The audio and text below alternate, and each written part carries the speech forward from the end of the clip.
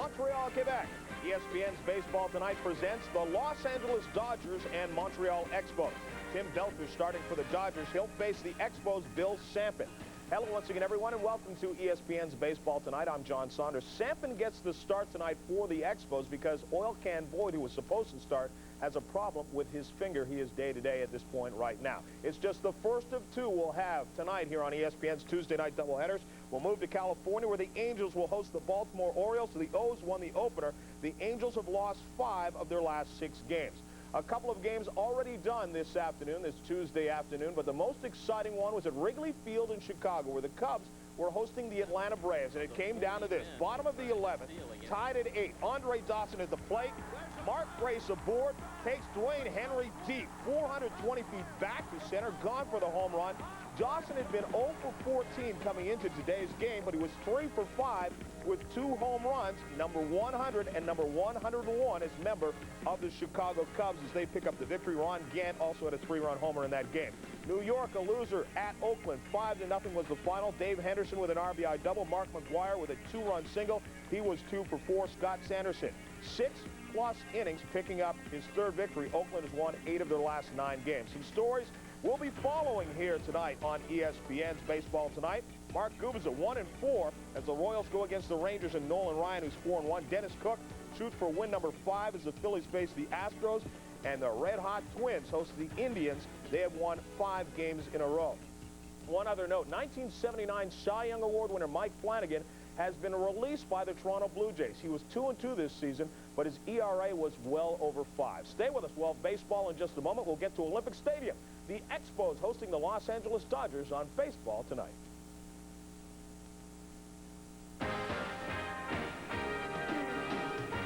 ESPN Baseball Tonight. Anchor the staff this year. And certainly they need big performances from all of their starting pitchers. They do not have a strong bullpen, particularly with Jay Howell out. Meanwhile, when the season started, the Montreal Expos weren't sure what kind of a pitching staff they would have. They lost to free agency Mark Langston, Bryn Smith, Pascual Perez, and John Candelaria. They also lost 3 talented young pitchers in the Langston trade. So they went out in the free agent market and, among others, signed Dennis Oil Can Boyd, who was supposed to start tonight, but he's bothered by numbness in his pitching hand. Bill Sampson, a rookie, gets his first Major League start tonight. Well, Bill Sampson has only been used in no pressure situations. Double-A pitcher last year, has never pitched Triple-A, and Buck Rogers just says he hopes he goes out here and does not get caught up in this game tonight and just pitches his game. Control-type pitcher, so maybe he won't get all upset and go out there and pitch a good ball game for him tonight. Here's the lineup he'll be facing. The Sears Die-Hard starting lineup tonight for the Los Angeles Dodgers. Juan Samuel leads off in center field. Willie Randolph at second base. Cal Daniels in left field. Hubie Brooks returns to Montreal in right field. Mike Scioscia is the catcher. Lenny Harris at third base. Brian Traxler, the first baseman. Alfredo Griffin at shortstop, and Tim Belcher is the pitcher. Defense for the Montreal Expos: Larry Walker right field, Marquise Grissom in center field, Tim Raines the left fielder, Tim Wallach at third base, Spike Owen at second base, rookie Delano DeShields at second, Andres Galarraga the first baseman, Mike Fitzgerald the catcher, and Bill Sampson the pitcher. And we're underway. 1 pitch and 1 out for young Bill Sampson as Juan Samuel bounced the first pitch of the game down to Tim Wallach at third. So that's a good start for Sampson. Young man starting for the first time. He has appeared 8 times in relief this year for Montreal. Well, Sean, Sampson features a fastball, a palm ball, which is his off-speed pitch, curveball, and a slider that Coach Larry Bernard has been working with him to try to create another pitch for him. His first pitch, a ball to Willie Randolph.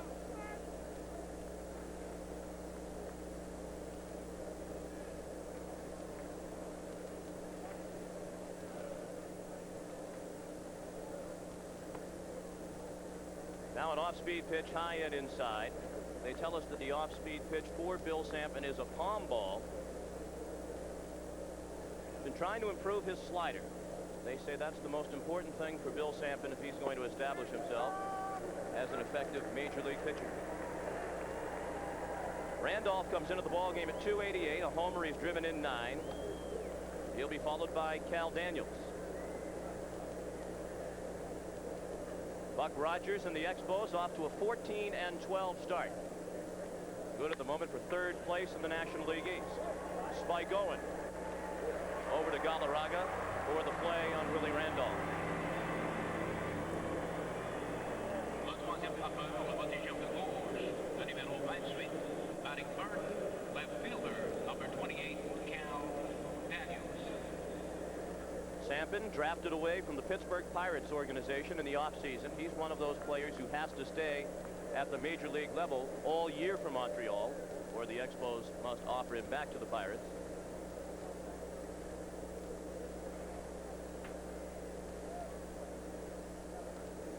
His first pitch to Cal Daniels, a strike of the knees.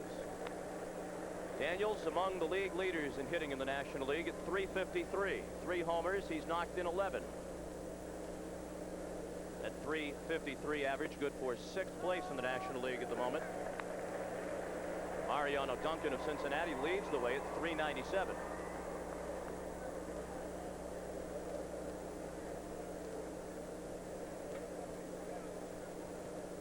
No balls, 2 strikes, 2 outs. Base is empty in the top of the first. Fouled away.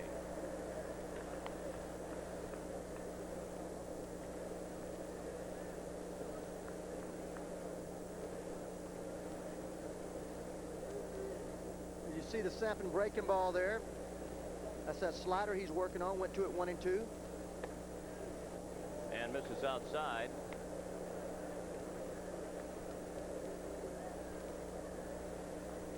On deck, Hubie Brooks.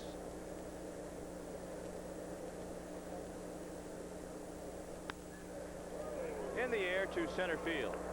And room for Marquise Grissom. And Bill Sampin's off to a strong start. He retires the side in order in the top of the first after half an inning. It's the Dodgers nothing, and the Expos coming up.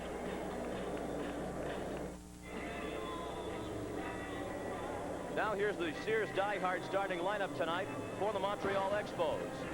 Delino DeShields leads off at second base. Marquise Grissom in center field. Tim Raines is in left field batting third. Andres Galarraga batting cleanup at first base. Tim Wallach at third base. Larry Walker in right field. Mike Fitzgerald is doing the catching. Spike Owen the shortstop. And Bill Sampin making his first major league start on the mound. The defense for the Los Angeles Dodgers, Hubie Brooks in right field, Juan Samuel the center fielder, Cal Daniels the left fielder, Lenny Harris at third base tonight, Alfredo Griffin the shortstop, Willie Randolph the second baseman, Brian Traxler, rookie at first base, Mike Socia the catcher, and Tim Belcher on the mound. Big right-hander, 6'3", 215 pounds, just 28 years old, has a fastball that's 90 plus, it runs, curveball, slider, and he uses the split finger as his off-speed pitch. And he goes to work with no score in the bottom of the first inning.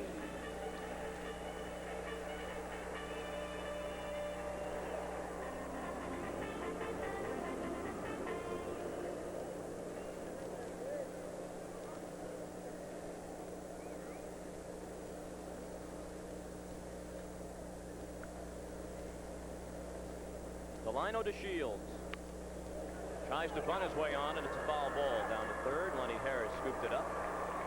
DeShields, the front runner at the moment for National League Rookie of the Year honors. His average .326. He had his first major league home run last night off Scott Garrelts of the San Francisco Giants here at Olympic Stadium. And he's driven in 9 runs. He also tripled in last night's exciting 7-6 Montreal win over the Giants. And Sean, talking to Buck Walters, he says this man expects not only to be the Rookie of the Year, to be the All-Star second baseman.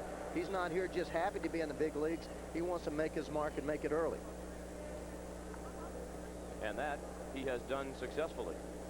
Belcher with the high fastball, 1 ball, 1 strike.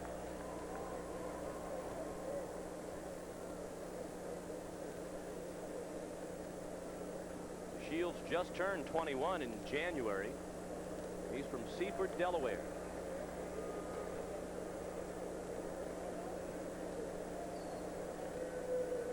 Tim Belcher coming off a strong 1989. He won 15 games for the Dodgers last year and finished 6th in the Cy Young voting. Gets the call at the belt on the pitch on the inside part of the plate. 2 balls, 2 strikes.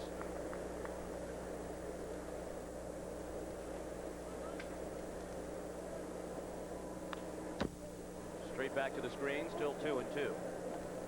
As you saw the starting lineups, if you're wondering where Eddie Murray is, he was originally in the starting lineup posted by Tommy Lasorda. During batting practice, he hit a ball that bounced up and hit him in the cheek area just below an eye. We did not see it. The details were sketchy, but apparently he has left the ballpark, and his status is unknown at this moment. As we're provided with more information, we'll pass it along to you. Again, the 2-2 pitch is in the dirt. Count of 3 balls and 2 strikes. When Tim Belcher struggles, he struggles early in the game. He has a tendency to throw a lot of pitches early, 30, 31 pitches sometimes in the first inning or two. And when he settles down and locks in, he's mighty tough. Shields goes out of play down the left field line. Sparse crowd here tonight. The Expos well behind their attendance pace of a year ago by some 28,000. They were averaging just more than 13,000 per home day. And they can't use the excuse that the Montreal Canadiens are detracting attention. That is frequently what you'll hear up here this time of the year. Of course, the Canadiens have been eliminated from the NHL playoffs. Up the middle, that nearly got Belcher. A base hit to center for the leadoff man. The line owed to Shields in the bottom of the first.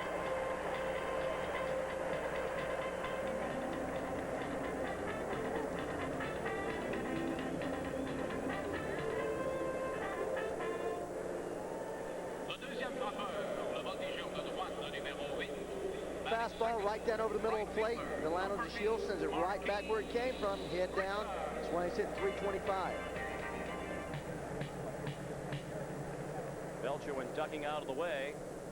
Shields very much a threat to run at first base. He's stolen 9 bases and been caught 5 times trying to steal. Montreal, the league leader in stolen bases, a team with 47 already. Just an example of what he talked about in our open. We talked to him about he's learned what type of hitter he is. He thought that he was a home run hitter early in the minor leagues. He had 260, 270. Now he's learned that he's a line drive ground ball hitter. That ball up the middle. Earlier he may have tried to pull it. Ground ball to second base. Then goes with it right up the middle. Base hit. You mentioned a moment ago Belcher and how many pitches he throws. He's working now to Marquise Grissom, another good-looking rookie who hasn't quite gotten off to the start that DeShields has. Pitch high and tight for a ball. Belcher, to this point this season, is averaging 109 plus pitches per game. That's the 4th highest total in the majors. Roger Clemens has thrown 117 pitches per game. Frank Tanana second at 110. Mark Langston also just under 110 pitches per game. Close play, but DeShields is back, and then Belcher. And they'll be looking for Belcher, John Wetland, and the rest of the starting pitching staff to go deep into ball games because bullpen is shaky at best. Absolutely, they are. They're really looking. Jay Howell is out here today. They hope that he'll be back in a couple of weeks. He's testing that knee on the mound, throwing on the side today. Jim Gott is in rehabilitation down in A-ball. So if they can hold on, he said Pat Perry was throwing real well. Ron Farinowski did. If they can hold on for another 2 or 3 weeks and stay close, they feel like their pitching staff, tattered and torn, will come together. Belcher looked like he caught a spike as he threw over to first. He went twisting toward the second base bag.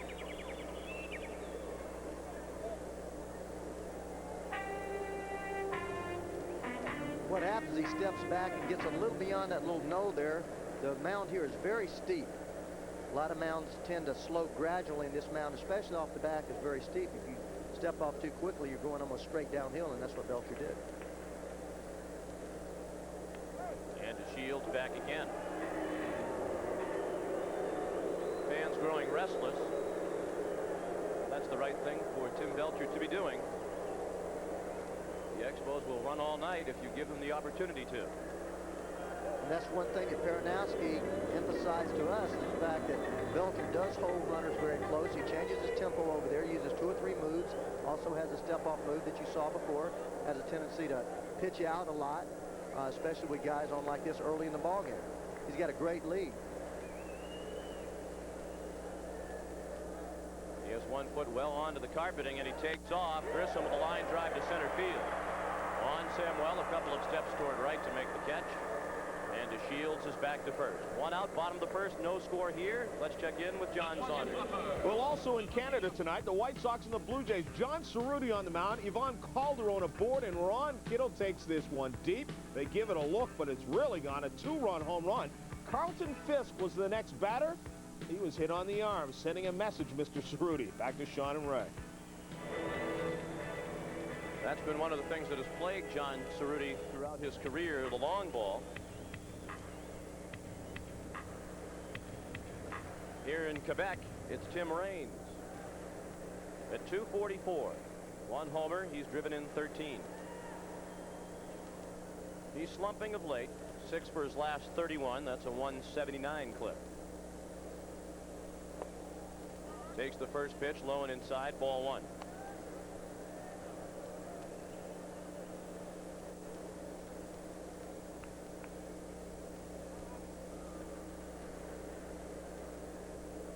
No score. We're in the bottom of the first. First game of a 3-game series between these two teams, and the first meeting of the season between the Expos and Dodgers.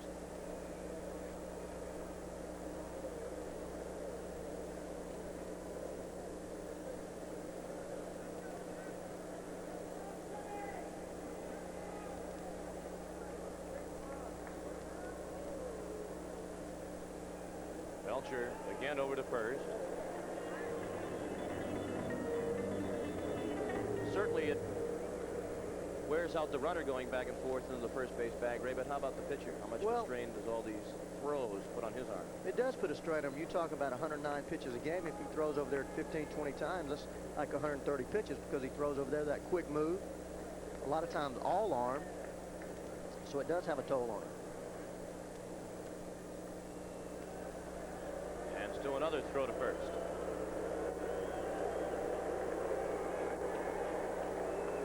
It's the 10th time DeShields has led off a game for Montreal with a hit. He's getting the Expo offense off and running regularly. And after ball 2 is high and away to Raines, Mike Scioscia is out to the mound to speak with Tim Belcher. Well, I think he's just telling him, hey, Tim, let's get the hitter here. If he steals, he steals. Give me a good, solid fastball somewhere around the strike zone. I'll have a chance to throw him out. But let's not forget about the first thing in order here, and that's to get that hitter. Andres Galarraga waits on deck. He had a big night last night against the Giants, keying the Expos to that victory. Belcher steps off. One out. DeShields the runner at first. In the bottom of the first, no score.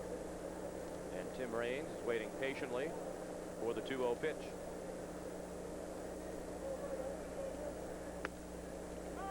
A strike on the outside part of the plate. Mike Winters is the home plate umpire tonight.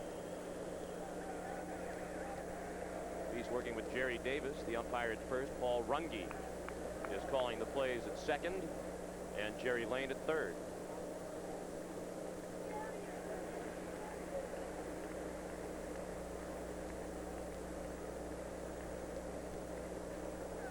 Again, Belcher steps off.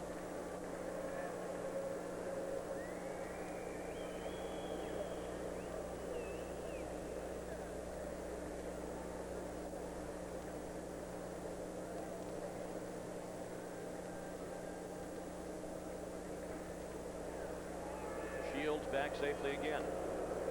Well, Sean, this is an ideal situation to send him 2-1. Belcher does not want to go 3-1 because you know the runner's going there. You see the pickoff play there at first. Just in there, but he's got him measured now. You can bet DeShields has him measured. He's already seen every move that he has.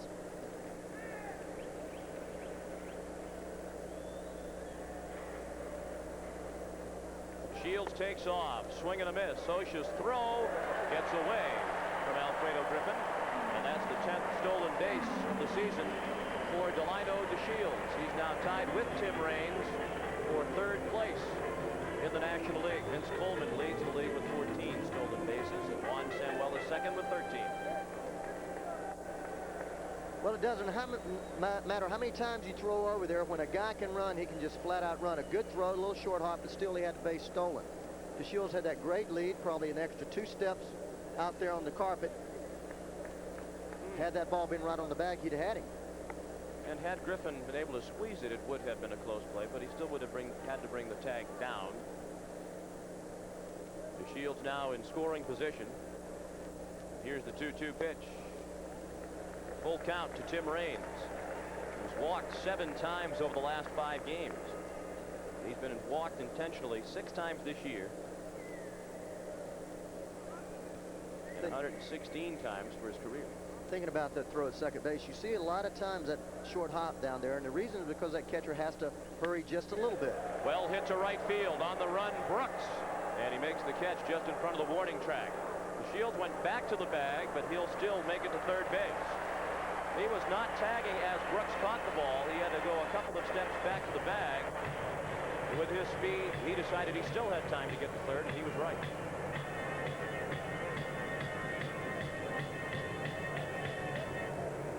Like he hurt his left hand. He's talking it over with Tom Runnels, the third base coach. Well, first he thinks the ball may be carrying over the outfield, then he just lazes there a little bit, goes back and tags up. And this is a big play. A lot of times you wonder, why does a guy go to third base with 2 outs? Well, it's very simple. Now the infielders cannot knock the ball down. They have to make the play. The runners on second base, they can play deep, knock the ball down, and still keep the inning alive. Now they have to make the play in the hole, throw a guy out, plus a pass ball or any type of error scores a run. DeShields at third. With 2 outs, no score, bottom of the first. Andres Galarraga looks at ball 1 inside.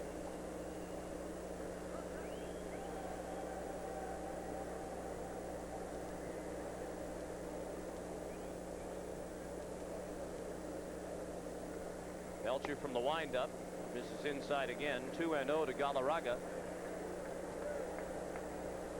He was the hero of last night's 7-6 win in the 9th inning against Steve Bedrosian of the San Francisco Giants. 2 outs in the inning, and Galarraga, runners at first and second, ripped one to the wall and left. And the Expos won 7-6. Belcher has fallen behind. Galarraga 3-0 with Tim Wallach on deck.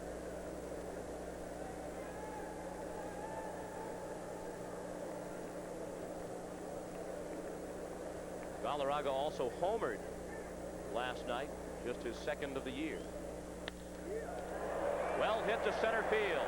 Juan Samuel back to the wall, and he makes the catch with his back up against the fence.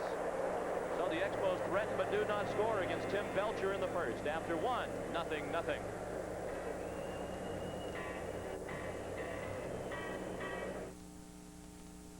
In Pittsburgh, the Pirates were hosting the Padres. Fred Lynn at the plate to face Walt Terrell. Hits .500 career against him and sends this one out there. Andy Van Slyke misplays it. It gets past him. It's a triple. Joe Carter scores.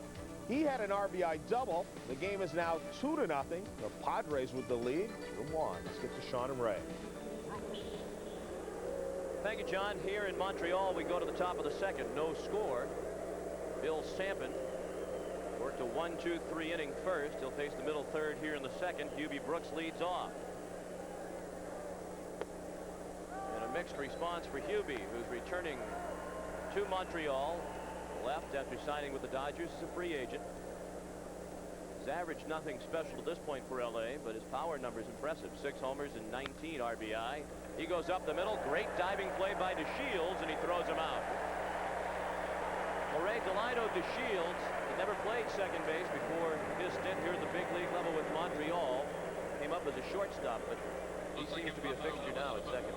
Well, he says he likes to play second base. The double play's been a little tough for him. You see the great one-step quickness here. A lot of guys cannot make that play simply because they're not quick enough. And then once you make the play, you have all day to throw the guy out. Here's Mike Scioscia, the catcher, 277, 4 homers. He's knocked in 9. Ball 1 outside. And plays like that really settle a young pitcher down. Not that Sampson's having any trouble. He started off throwing a lot of strikes. If that ball goes in for a base hit, it would be his first test of a little bit of anxiety. And he'll have that test now as Scioscia singles through the hole on the right side. Mike's now hit in 8 of his last 10 ball games, and he's the first Dodger base runner of the night with 1 out in the second, no score. And Sean, another thing too about second baseman and shortstop with really great lateral movement. a lot of those hard ground balls just by them get through the outfield for doubles and triples. So it's really a big plus when you have a guy out there at shortstop and second with great range, especially can not dive and catch those balls because turn outs into doubles or triples into outs. Lenny Harris, the hitter. Chopped foul, past first. Harris at 224. He's driven in 5 runs. One of the many Dodgers who was injured, Jeff Hamilton, normally the Dodger third baseman. He underwent surgery on his right shoulder on May 4th, and they expect that he'll be out for about 6 weeks.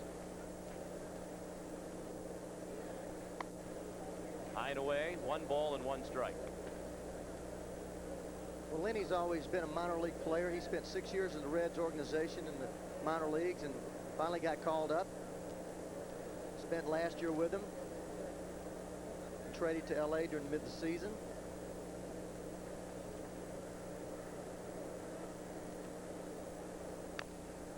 Chopped foul again. 1 ball, 2 strikes.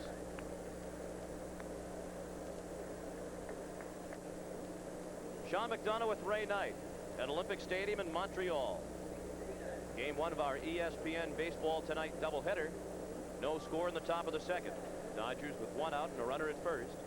And a count of 1 ball and 2 strikes to Lenny Harris. Ryan Traxler is on deck.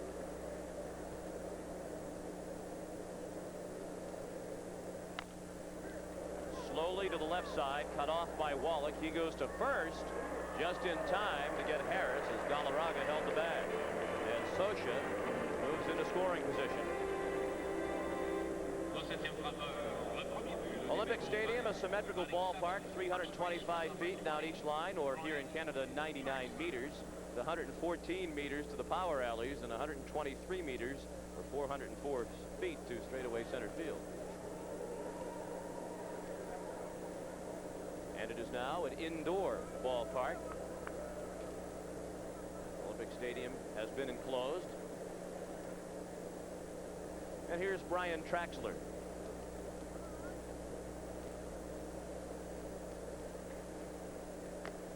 Foul tips the first pitch into the mid of Fitzgerald.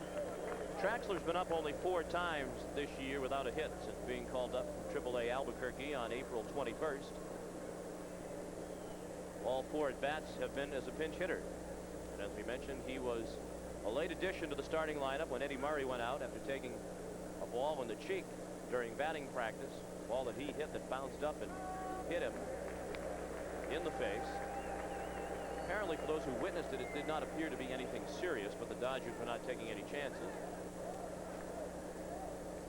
And Traxler's in there. He's quickly in the hole, 0-2.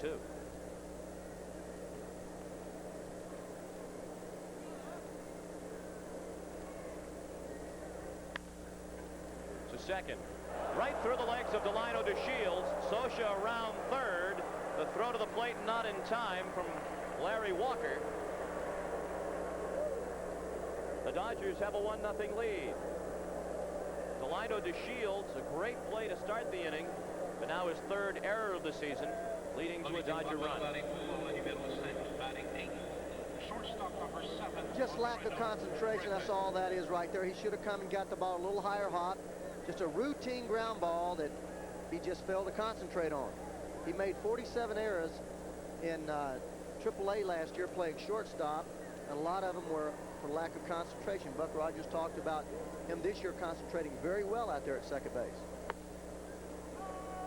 No RBI for Traxler on the error by DeShields. Here's Alfredo Griffin at 307 with 5 RBI. He's hit in 15 of his last 18 games and 22 of the 26 games in which he's played this year. Bill Sampson, victimized by the error, misses for ball 1, 1 ball and 1 strike.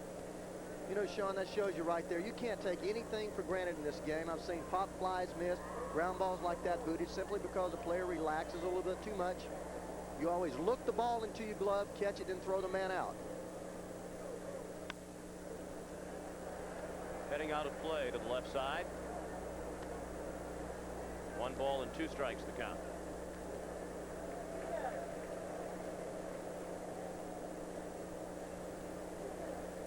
Here's a look at the roof. We mentioned that Olympic Stadium has now been fully enclosed.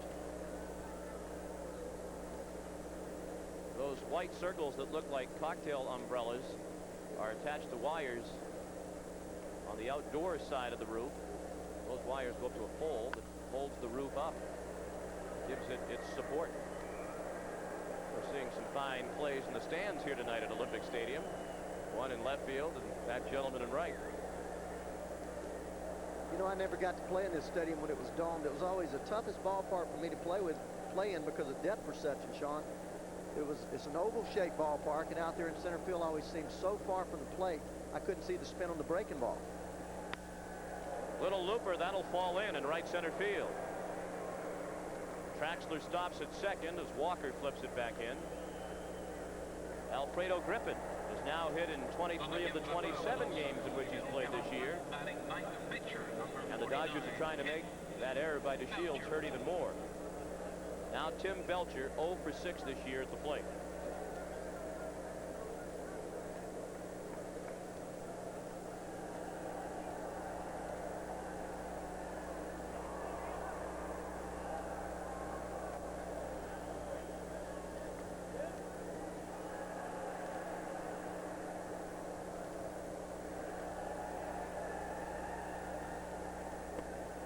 Ball one outside.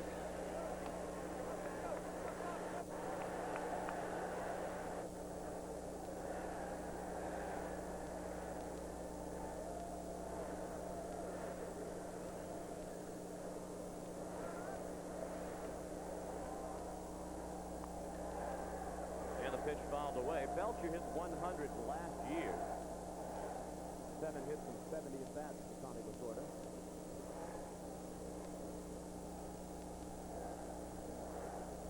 Dean of Major League Management, Tommy Lasorda, in his 14th season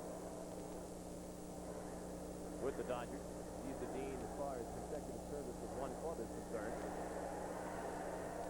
Tommy's in his 41st year now in the Dodger organization.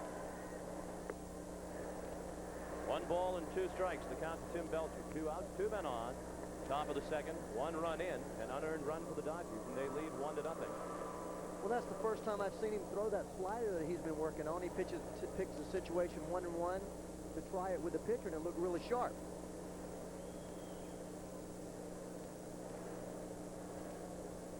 '27-year-old Bill Sampson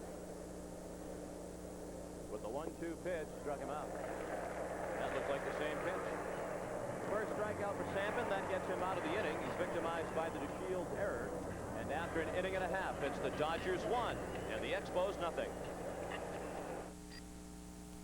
Back to Montreal in a moment, but first let's check around the rest of the National League. Atlanta loser at Chicago 10-8 as Andre Dawson had the game-winning home run in the bottom of the 11th. He had 2 and was 3 for 5. Barry Bonds with a 2-run single has tied the San Diego-Pittsburgh game at 2 apiece. Let's get back to Montreal, where the Dodgers lead 1-0 as we go to the bottom of the second. Montreal threatened but did not score in the bottom of the first. The Dodgers an unearned run in the top of the second. It'll be batters 5, 6, and 7 this inning for the Expos. Tim Wallach to lead off against Tim Belcher.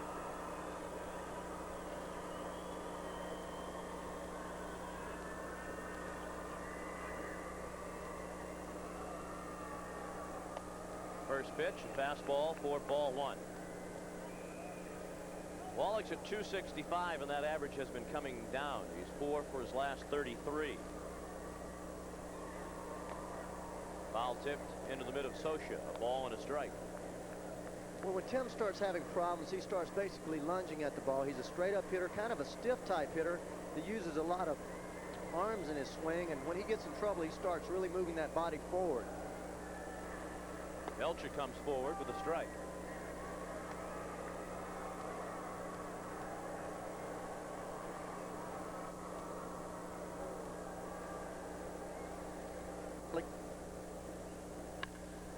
Well hit to left center field. Back to the wall goes Daniels, and that ball is gone.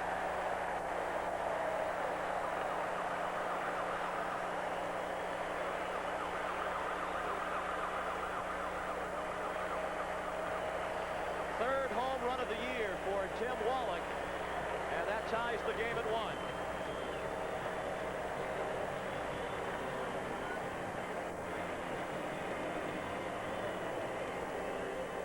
Le sixième frappeur, le voltigeur de droite, le numéro 33, batting sixth right fielder, number 33. Wallach likes the ball out over the plate. Great extension. Fastball up.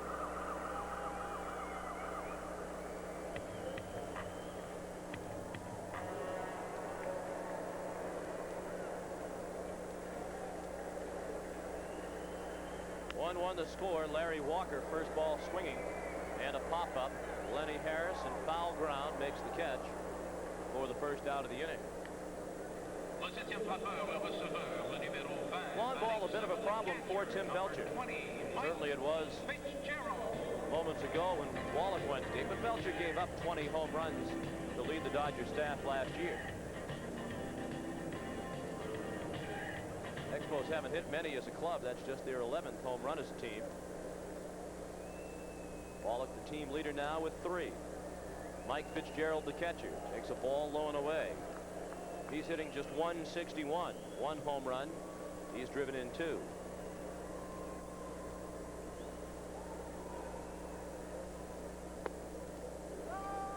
A strike for a count of 1 ball and 1 strike.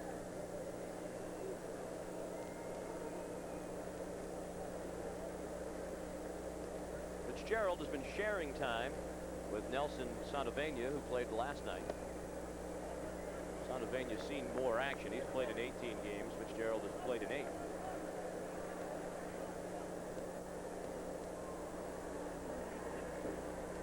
Mike's been hampered by a number of different injuries over the last couple of years. And he's ahead in the count now. 3 balls and 1 strike with Spike Owen on deck. Yeah, a lot of people thought his career might be over.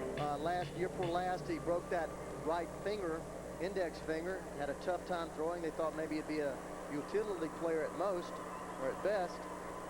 He's come back with a lot of rehabilitation and throwing as well as ever.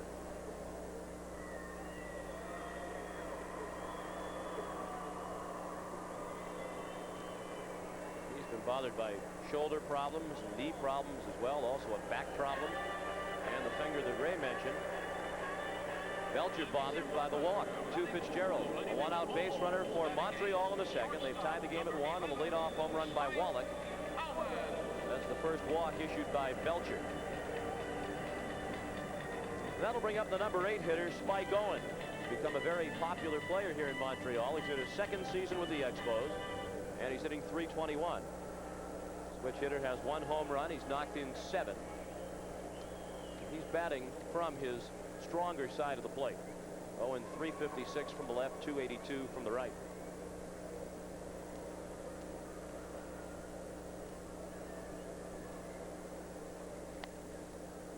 Spike looks at a ball high.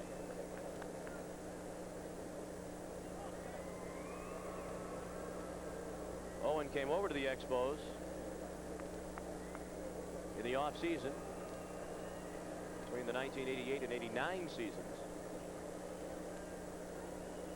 John Dobson and Luis Rivera went from Montreal to Boston in that trade.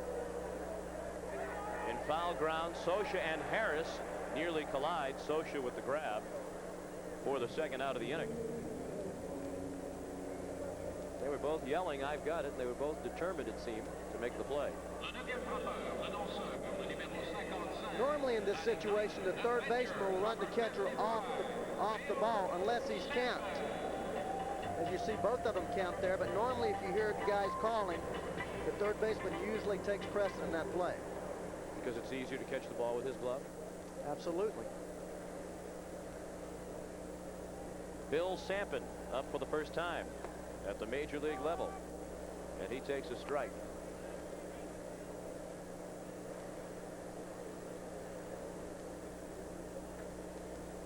Fitzgerald at first with 2 outs. In the second, 1-1 the score, and Sampson is quickly in the hole. No balls and 2 strikes.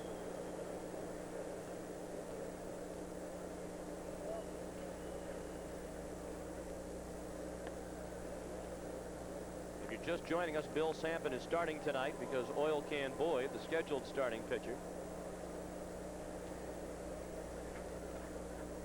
was bothered by numbness in his right finger. You also saw a shot of Eddie Murray. A little bit of puffiness that appeared around one eye. He was hit during batting practice with a ball in the cheek. The strikeout for Belcher of Sampin ends the inning. 1-1 after 2 in Montreal. 1-1 is the score as we head for the third inning here at the Olympic Stadium in Montreal. As we've mentioned a couple of times, Oil Can Boyd was scheduled to start tonight for Montreal, but he was scratched with numbness in the tip of his middle finger on his right hand. Before the game, we asked Buck Rogers about it. He came to the ballpark today about 2 o'clock, and his middle finger of his right hand was numb. It was cooler, it was colder earlier. And with his history of blood clotting, we just felt it was for precautionary measures that we should scratch him tonight, get some tests taken, and find out exactly where we stand, because he does have a history of blood clotting. Indeed he does, and it can be very serious. He takes medication to prevent those clots from coming back. Boyd's missed 332 days of Major League service on the disabled list over the last 3 years. And his stand-in has fared rather nicely to this point. Bill Sampin has allowed 1 unearned run through 2 innings. And he's working to the top of the order here in the third. Juan Samuel at the plate with a count of 2 balls and no strikes. Samuel bounced to third his first time up. We do have a report now on Oil Can Boyd. He was examined tonight by Dr. Robert Broderick, and his preliminary report indicates nothing of a serious nature. Additional tests will be conducted tomorrow, with a further report expected then. That's good news. The preliminary report shows nothing of a serious nature involving Oil Can Boyd. Popped up near the Expo dugout. Galarraga will run out of room. We were talking at the outset about the Expos pitching, and they really need Oil Can Boyd not only to come back, but to have a big year. They have a decent starting pitching staff. I think people forget, because they focus on the loss of Langston and Bryn Smith, etc., that Buck Rogers does have at his disposal Kevin Gross, Dennis Martinez, and a couple of others with Major League experience. 2 balls and 2 strikes now, the count to Juan Samuel. Well, they've gone out and tried to patch his staff up. Sampin's a great example of that, drafting him off the AA roster of the Pirates. Foul ball past third. But you're absolutely correct. Oil Can Boyd had won 15 ball games and 14 ball games back in '85 and '86 with the Red Sox, and then had all the physical problems. And they just hoped that he could return to some type of something close to that. As Buck Rogers said to us before the game, they knew it was a risk when they signed Oil Can Boyd, but they felt it was a risk they had to take given the somewhat desperate situation involving their pitching staff. Zane Smith pitched last night, and they're counting on him for big things as well. Mark Gardner is an impressive rookie pitcher. Pitched a shutout over the weekend against the Giants. Full count to Samuel, the leadoff man in the third. Ball game tied at 1, and the breaking ball got Samuel. Second strikeout for Bill Sampin. Let's take a look now at the American League scoreboard with John Saunders. Oakland at home beat the Yankees 5-0. They've won 8 of their last 9, beating the Yankees 7 straight. Ron Kittle has a 2-run home run. Chicago's up 2-0 over Toronto. Cleveland leads 5-0. Chris James with a 3-run home run, his 3rd of the year, now has 6 RBIs. Back to you. And we'll see the 2 teams John focused on, Cleveland and Oakland, next Tuesday night is the early game of our Tuesday night doubleheader at 7:30 Eastern Time.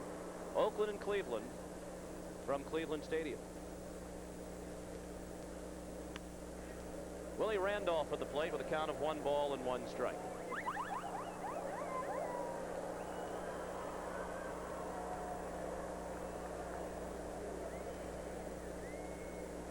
Ray, despite the fact that Bill Sampin had not been above the AA level prior to this year, he's not a youngster, 27 years old.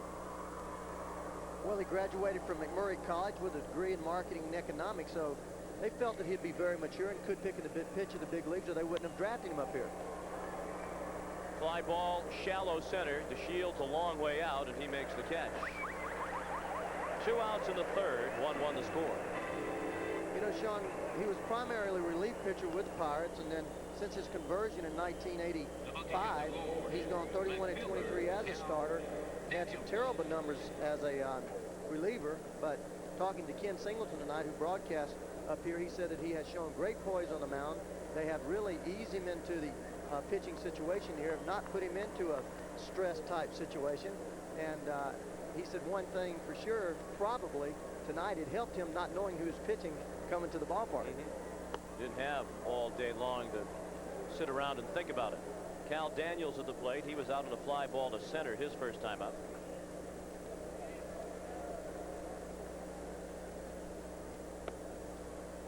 And the count 1 ball and 1 strike.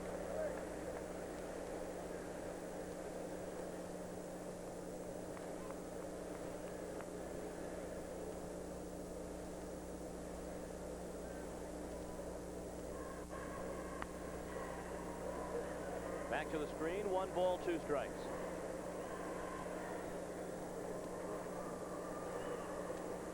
This is game 1 of our ESPN Baseball Tonight doubleheader.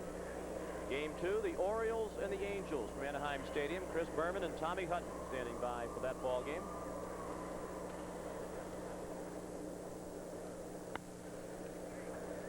Out of play again to the left side. That's game 2 of that series. Baltimore beat California last night 6-5.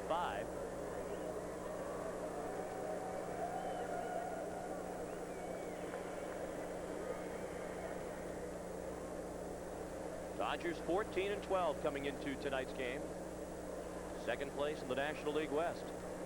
5.5 games behind the front-running Reds. 2-2.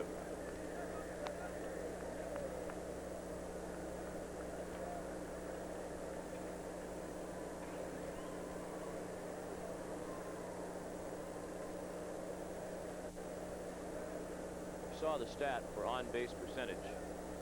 Cal Daniels with the potential rate to be a great player if he stays healthy. Joey Amalfitano and Tommy Lasorda were raving about this man, thinking that he's one of the top 3 or 4 best hitters in all of baseball when he's healthy. Potentially a 100 RBI man, 25 home runs. Sharply down to first, Galarraga to Sampson on the run. And that's all for the Dodgers. They go in order for the second time in 3 innings. After 2.5 at the Olympic Stadium, 1-1 the score. I'm on my way. Boise? When your travel plans suddenly change, You gotta help me. I checked my case to Boston, now they want me in Boise. it's good to know Delta's got a team like Cumbus Walt, I need a recheck fast. to Price Large sample case? to Morris number 4479. to Elders. I got it! Great job, Walt. No problem, Mr. DePrima. Thanks. DePrima, Mr. Michael DePrima, please call your office. Walt? About that bag.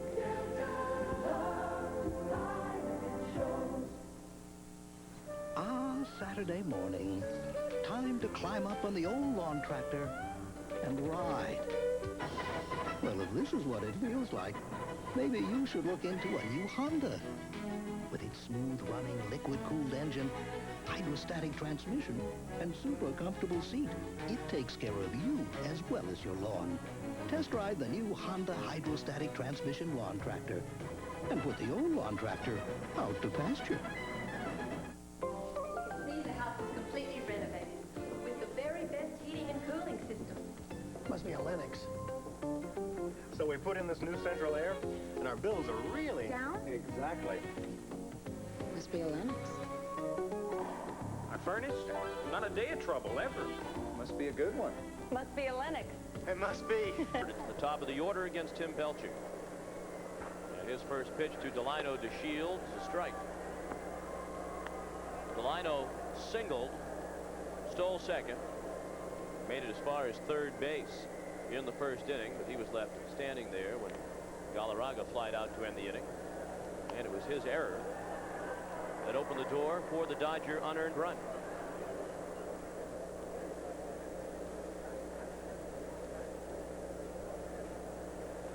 Oh, 2 pitch inside.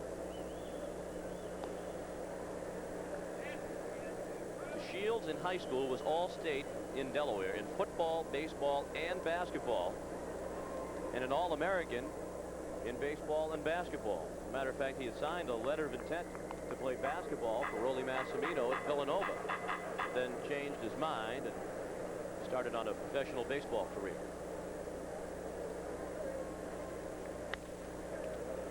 Sharply hit, but right at the second baseman Randolph. One out in the third.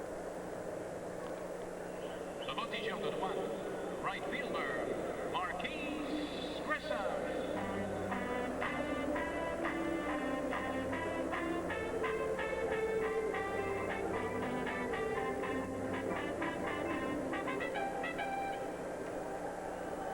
Now Marquise Grissom was out on a fly ball to center field his first time up. Strike on the outside part of the plate. Well, I read an article about Marquise Grissom in Baseball American magazine. Said that he was an Andre Dawson clone, that he had great speed, a potent bat, and his quick rise through the minor league system, only playing 201 minor league games, mirrored Andre Dawson. Let's just hope he has that type of career. Not a bad fellow to be compared to.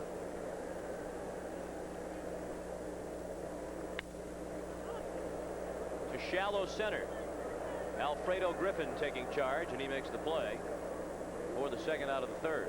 Tim Belcher is now retired 4 in a row. Base is empty with 2 outs for Montreal in a 1-1 game. And here comes Tim Raines.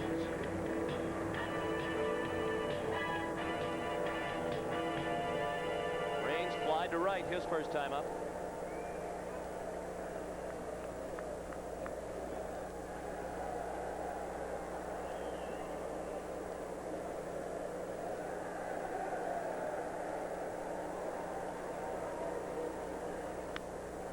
Swings at the first pitch and fouls it straight back.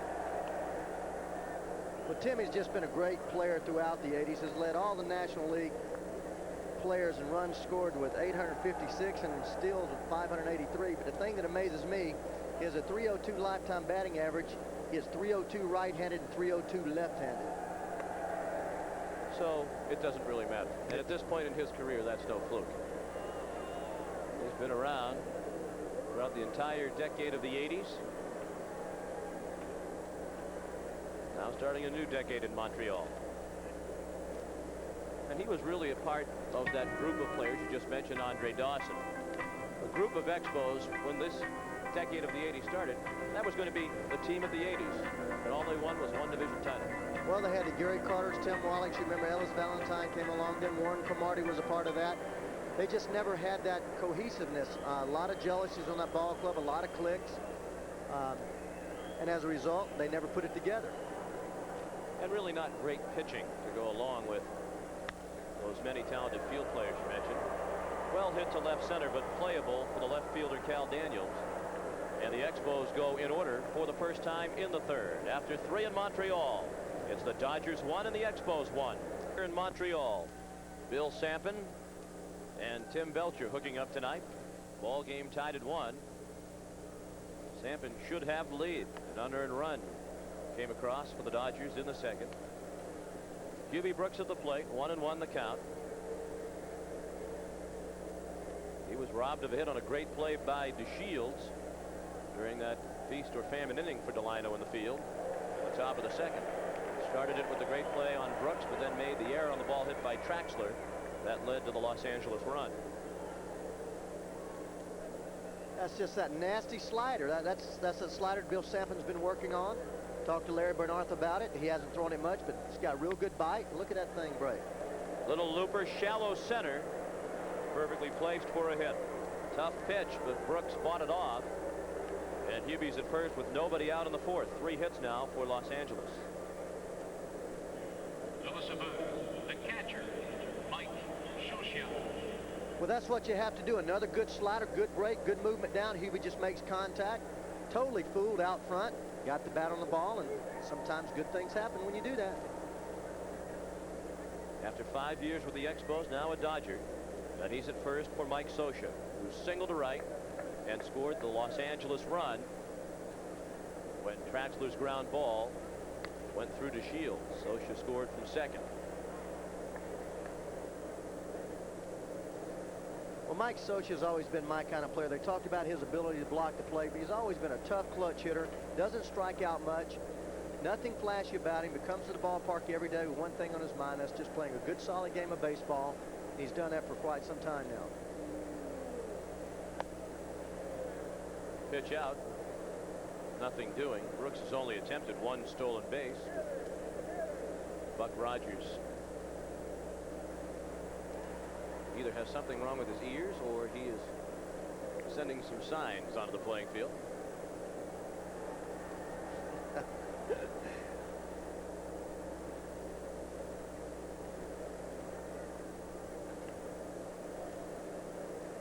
Doobie Brooks was unsuccessful in his only stolen base attempt of the year.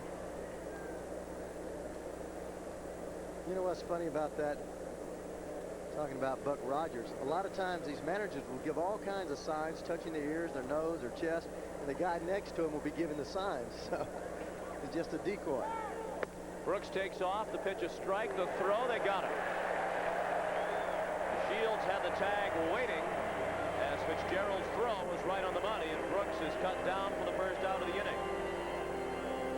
They love to hit and run with Mike Scioscia. You'll see Hubie Brooks doesn't get a good jump, looks into the plate. I believe that was a hit and run, and he's just out by about 6 feet.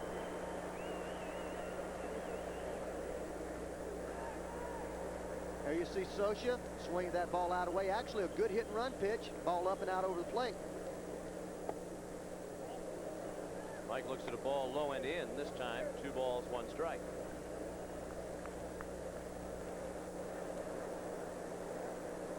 You ever see a catcher who held his ground at home plate tougher than Mike Scioscia? The only guy that can compare to him was Ed Ott. He was about 5'8", 215 pounds, and just like a little bowling ball, but he wasn't any better than Scioscia, but he was equal to him.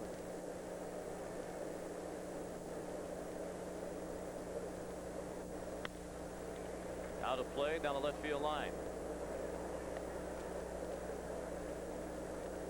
Now in his 11th season with the Dodgers.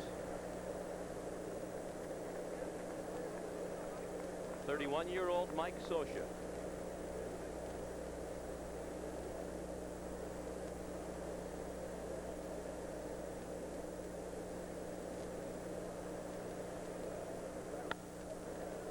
Well hit, but he was well ahead of it.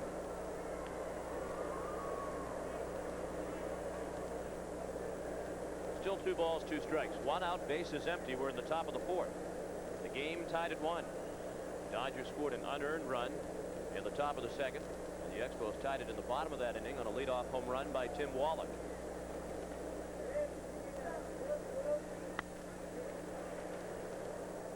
Scioscia spraying the foul balls around. That one went to the left. Mike became the Los Angeles full-time starting catcher in 1985 after years of platooning with Steve Yeager.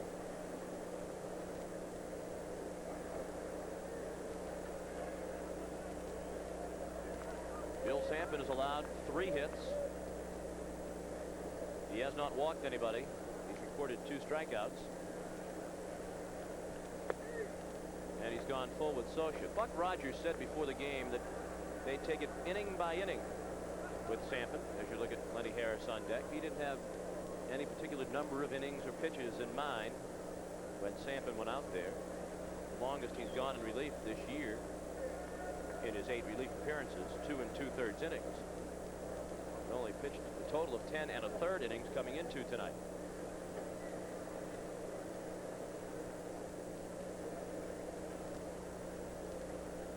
We go with a fastball in. Broken bat pop-up. Wallach with the catch. Let's check in again with the other game going on in Canada tonight. Here's John Saunders. Well, Sean and Ray, Kelly Gruber already with 10 home runs, looking for his 11th, goes deep here, but watch at the wall.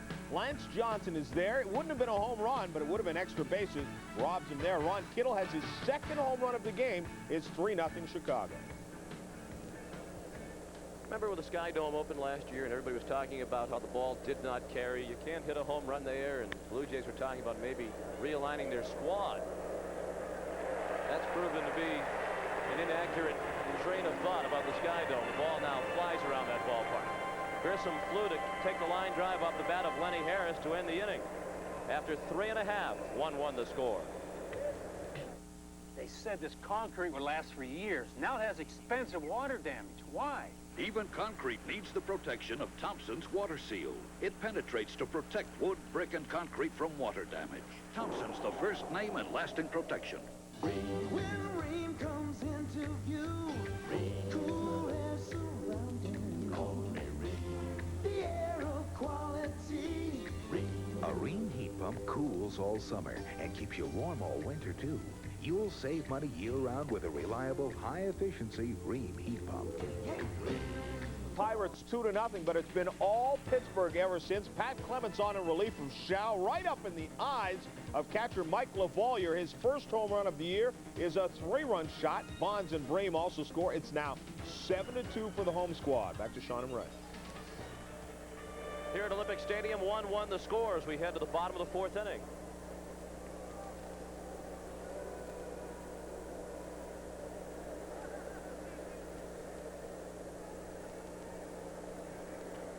Andres Galarraga leads off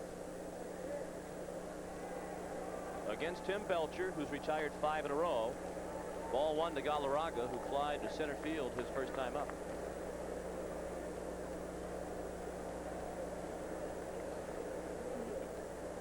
Galarraga will be followed by Wallach and Walker, and Andres is aboard with a base hit up the middle. So perhaps he's starting to get on track. 3 hits last night, and now 1 for 2 tonight.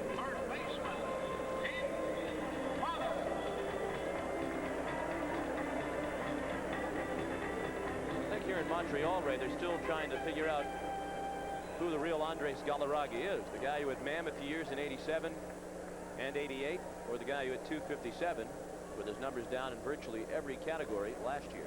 Well, I spoke to him. His RBIs were still at 85, down from 90 and 92, but Andre said that Joe Sparks had gotten him to change his hands and put his hands lower, and he felt that he's always been a type of hitter that needed his hands high to bring him down in the hitting zone as a cock. He's finally gotten back to that this year with Hal McRae, and he feels much, much better at the plate. Tim Wallach felt good at the plate his first time up. Did a solo home run to left field, leading off the second inning, providing the Expos with their only run of the ball game to this point. Low and away, 2 balls and no strikes. Tom Runnels, who managed Indianapolis last year, the Expos AAA club, is the third base coach. And Tommy Harper, former outstanding major leaguer with the Brewers and Boston Red Sox, among others. Now the first base coach with the Expos. Belcher's given up 3 hits. Walked 1 and struck out 1. Belcher has never been defeated by the Expos. 3-0 lifetime against Montreal. Wallach goes deep again to left field. Back to the wall. Daniels. So long.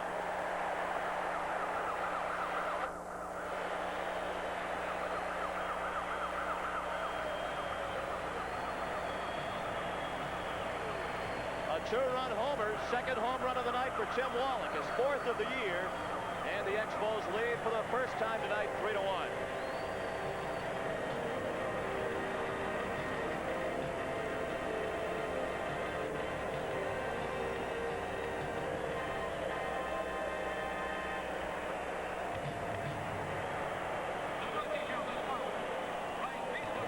Well, they call him Eli. He likes the ball out over the plate, right down the middle and up in the strike zone. This guy's 6'3", 210 pounds. You throw him a ball that much out over the plate, stays way off the plate, looks for the ball out there, and when he extends those big guns, he's going to hit it about 400 feet as he did then. First pitch to Larry Walker, fouled away. 1 strike to Walker, who popped out to Lenny Harris, the third baseman, in foul ground his first time up. You know, I've talked to pitchers about had they rather pitch to hitters on the plate or off the plate. They'd rather pitch to hitters on the plate, mainly because when a guy's off the plate, they don't really know where to throw the ball. A guy like Wallach, he stands off the plate, goes into the ball. You think you can make the pitch on the outside part of the plate, but if you miss just a little bit, it's right in that hitting zone where the barrel is. Then you throw inside, he takes it because he's off the plate, and it's a ball. The ball on the inside part of the plate is still out over the plate to him, so they're very tough to pitch to. 0-2 to Walker is outside ball one. Larry Walker's from British Columbia. He's the 5th Canadian to play for the Montreal Expos, and he is out at first. Play goes 3-1 for the first out of the inning. The Giants were here last night. Now they're in New York for an update. John Saunders. Long ball is the point of reference in Montreal, also in New York. Sid Fernandez to Kevin Mitchell. This one way back in the night. McReynolds didn't even move. Solo home run that tied the game at 1-1. It's in the 4th inning. Back to Sean and Ray in Montreal. And that ties Kevin Mitchell for the league lead in home runs with 7. Glenn Davis, Bobby Bonilla, and Howard Johnson also have 7. Here's Mike Fitzgerald, who drew a walk his first time up. Fastball over for strike 1. 1 out, bases empty. We're in the bottom of the 4th. The Expos on 2 home runs from Tim Wallach lead 3-1. To right field, and that's in for a hit. Brooks over to play it in the corner. Fitzgerald will try for 2. The throw from Brooks not in time. 3rd double of the year for Mike Fitzgerald. He's in scoring position with 1 out.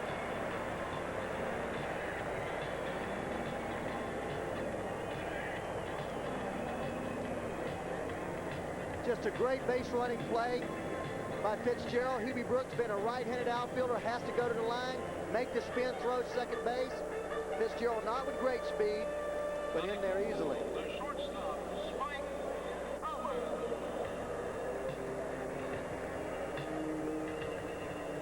Brooks looks on as the conference takes place at the mound.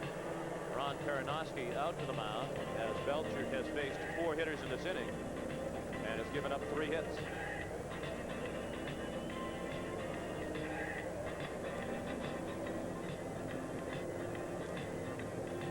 Brooks, an infielder through most of his career. Mike Hartley warming up in the Dodger bullpen. How has Hubie adjusted to the outfield? Well, he played outfield when he played at Arizona State. He played 1 year at shortstop and then played outfield the other year, and then was a third baseman with the Mets and moved to shortstop and then has moved the outfield. So it's not something that he hasn't done a lot. And I asked him last year when I saw him, he said he feels comfortable out there, and it takes a lot of pressure off of him because he feels like he's a much better hitter when he plays in the outfield. Spike Owen didn't like the call from home plate umpire Mike Winters. Called a strike, 0-1 for Belcher, who got Owen to pop out to the catcher, Socha, his first time up. Fitzgerald, the runner at second. That pitch clearly low, 1 ball, 1 strike. Did you ever notice a correlation between your hitting and where you were playing in the field? Because you bounced around to several positions.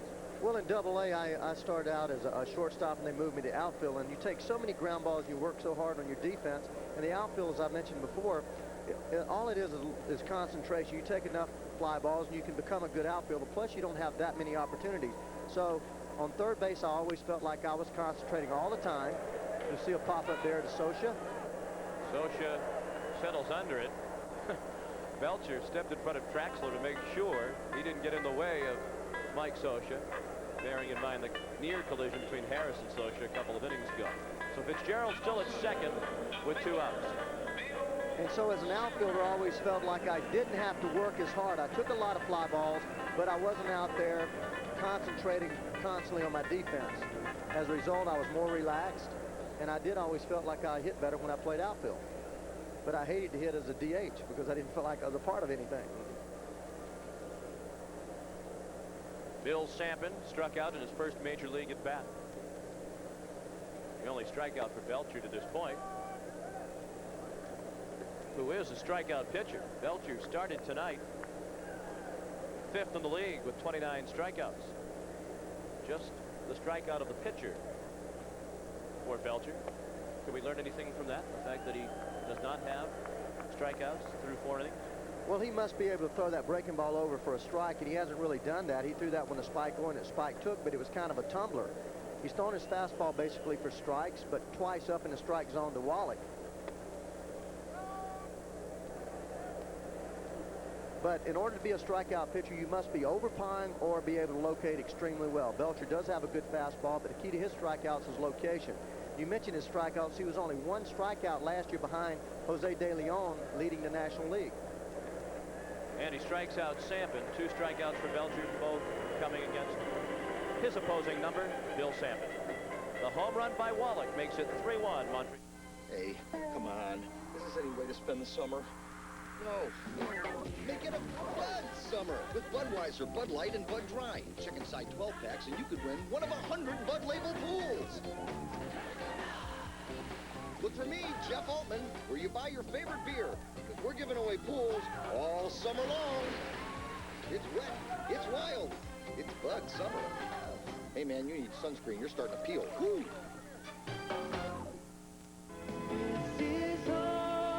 For the one place confidence matters most, trust Ortho Lawn and Garden Care.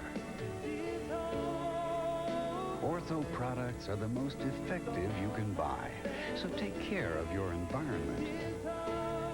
With results you can see for yourself. You're better off with Ortho. Win a new Chevrolet Astrovan in the beautiful American Yard Sweepstakes at an Ortho dealer near you.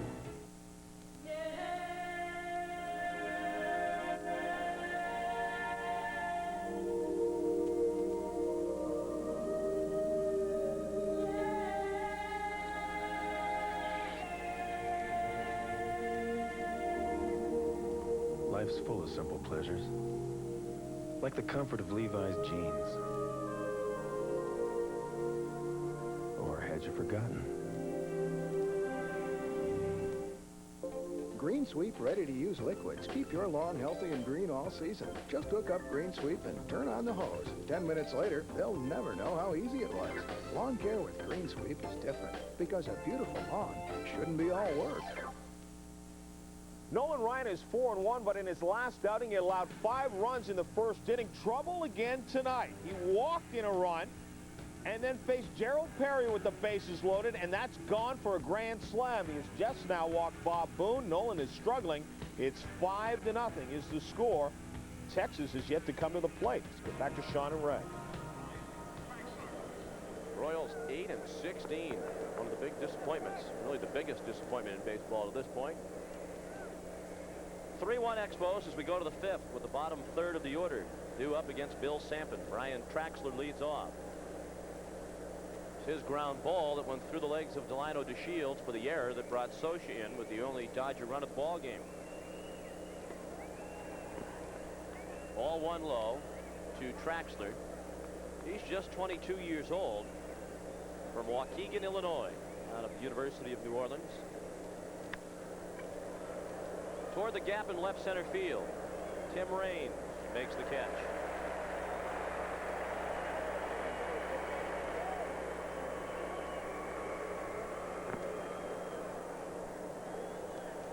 Not a cool. The shortstop, Alfredo Griffin.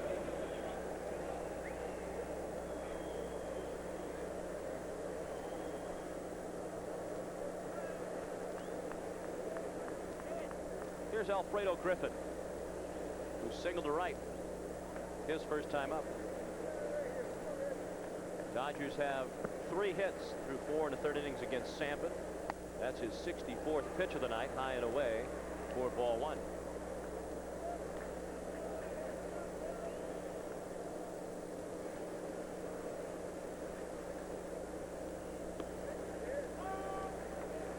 Over the years, the Dodgers have really had the upper hand in this rivalry. They won the season series between the two teams last year 7-5. Montreal has only won the season series 3 times from the Dodgers in their 21-year history. Griffin in the hole, 1 ball and 2 strikes. Does that enter your mind as a ball player, especially when you've been on a club for a number of years like a Raines or a Wallach? They certainly are well aware that the Expos have not won very often against the Dodgers. Oh, sure you are. You're always aware of who's played well against you, what teams you've beaten. I remember when we were with the Reds, talking to Vic Correll when he was traded over there from Atlanta. He said that they just knew that when the Reds came to Atlanta that we were going to sweep them. And you get the feel about a lot of ball clubs. We had that in New York with Pittsburgh. Even in the years in 85, 86, when we were winning a lot, Pittsburgh seemed to always beat us. And they were the only team in the league that basically that did.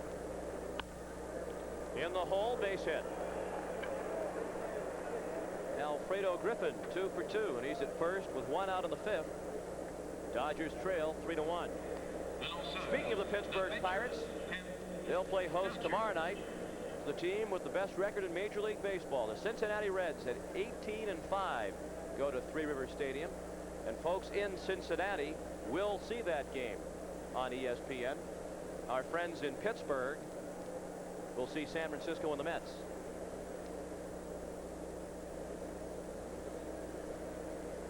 Belcher squares the bunt and pushes it foul. Belcher has been effective in this role this year. He's sacrificed 5 times.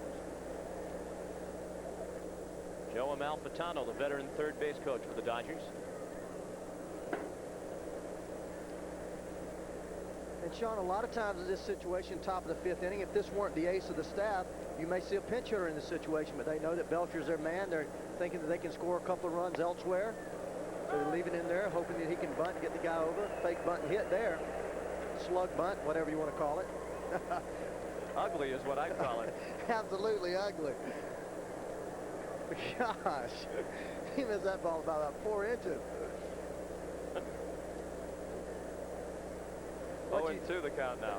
What the idea is in that situation, you get all the infielders moving, shortstop to second, first baseman home, second baseman to first, and the third baseman in. You just make contact anywhere, and it's a base hit. Well, I don't know. Because with that swing, even if he had made contact, it wasn't going very far.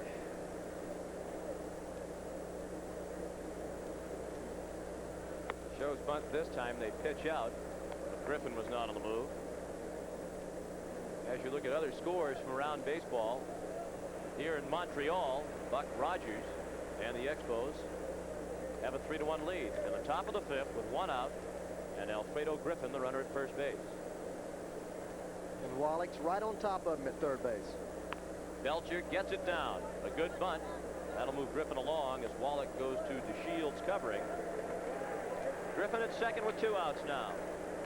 Credit Belcher with the sacrifice, his 6th of the year. The play goes 5-4. Le voltigeur passant, center fielder, Juan Samuel. Well, Belcher squares around. Ball hits on the soft part of the dirt. Bounds out.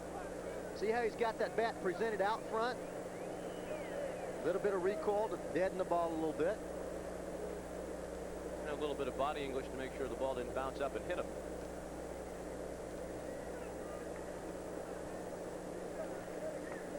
Juan Samuel, 0 for 2 tonight. Looks at a ball low and inside. Samuel has grounded to third and struck out swinging. Drew Hall is now throwing in the Montreal bullpen.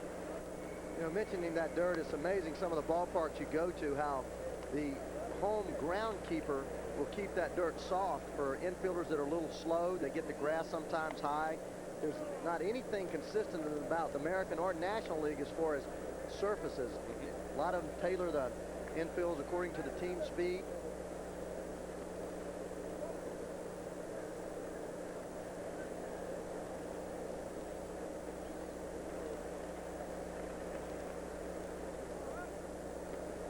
Here's the 2-0 from Bill Sampson. About the borderline strike call at Denise. 2 balls, 1 strike. I'm not sure our viewers around the nation, particularly those who are American League fans, are aware of what a fantastic offensive player Juan Samuel has been over his career. Sean, I tell you what, when I was in the National League, especially 84, 85, 86, I thought this man was the best offensive player in the National League. I really did. He racked up 4 years where he had double figures in home runs, doubles, triples, stolen bases. As you see here, him having a vicious cut at a high fastball. The only thing he's always done is struck out a lot. He never gives in to a hitter, to a pitcher, but just a tremendous offensive player. Talked to Bill Robinson. He said he struggled last year in New York, has trouble getting to the fastball, but he's still a very young man, only 29 years old. Griffin takes off. Wallach never did move over to third to cover, so Fitzgerald held on to the ball. And it's a stolen base for Alfredo Griffin, his 2nd of the year. Well, no one's holding Alfredo on at all. The shortstop's deep, the second baseman's deep. No one even contesting him. He just walks over there, basically. 22nd stolen base as a club for the Dodgers. They're down toward the bottom of the National League in that category. But it doesn't matter. Sampson strikes out Sam Well for the second straight at bat. 3 strikeouts for the rookie right-hander. He's been impressive. And halfway through the ball game, he leads 3-1. So, who's the computer for? For my daughter. College. There are moments when Gold MasterCard makes a difference. Can I, Oh, no, I got this one. That's my dad. With more buying power and the best buyer protection. My skateboard. Master Purchase covers you for 90 days against loss, theft, or breakage. Dad? If anything happens, one phone call will replace it. Maybe I should carry this one, Dad. Gold MasterCard, the best gold card to master the moment. If you want to get here,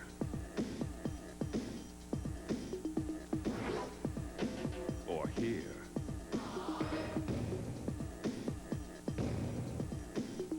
or even here, you're gonna have to start somewhere.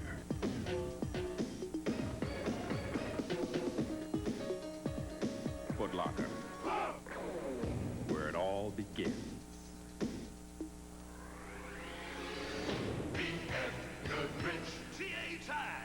BF Goodrich TA tires perform like great athletic shoes. They grab. They dig. They give you control. BF Goodrich TA Tires. BF Goodrich TA tires, the athletic shoes for your car. BF Goodrich TA Tires.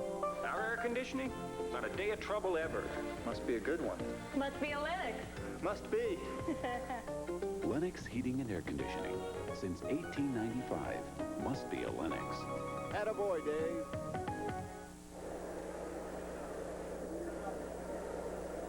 Sean McDonough with Ray Knight back at the Olympic Stadium in Montreal. 3-1 Expos as they come to bat with the top of the order in the 5th inning against Tim Belcher, who's thrown 66 pitches through 4. He's a little bit ahead of his usual pitch count. Delino DeShields looked at ball 1. He is singled and bounced to second. He'll be followed by Marquise Grissom and Tim Raines.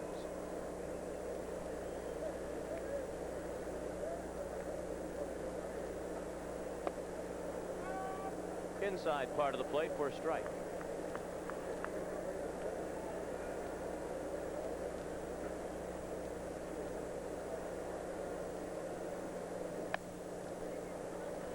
Two and 1.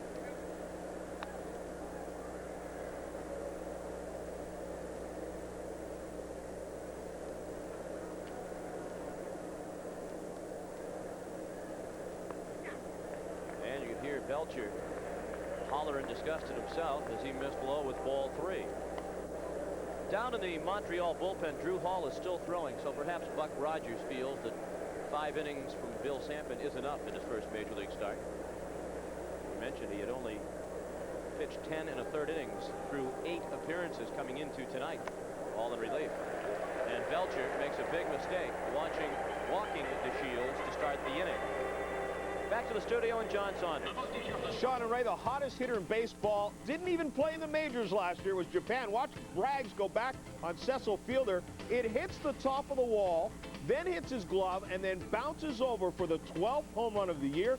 5 home runs in 3 games, 9 runs batted in his last 4. And with the long ball here in Montreal, the Expos have a 3-1 lead. Tim Wallach has hit 2 home runs, a solo shot and a 2-run homer. And the Expos have the lead man on here in the 5th. DeShields with great speed at first, stirring in the Dodger bullpen as Grissom stands in. Shields stole his 10th base of the year after singling in the 1st. Grissom's 0 for 2. Fly to center and pop to short.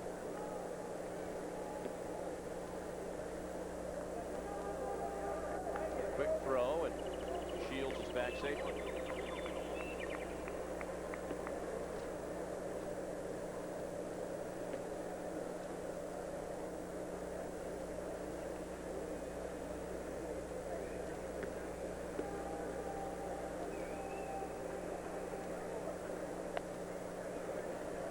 Pitch out, but DeShields was not on the move.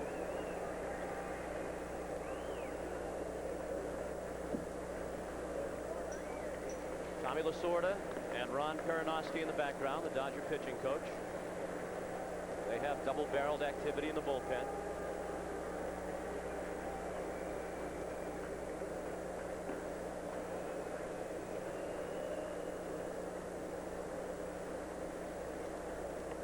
Belcher's walked 2 now with his walk of the Shields to start this inning. Almost an instant replay of what happened in the first inning. And then the Shields stole it anyway. Even though Belcher went over regularly, as he is this time around. Seldom do you see a manager call the pitch out 2 pitches in a row. I wouldn't be surprised. I go out on a limb. I wouldn't be surprised that he would call a pitch out on 2 pitches here. DeShields, a young guy, gets a little anxious, is on his own stealing.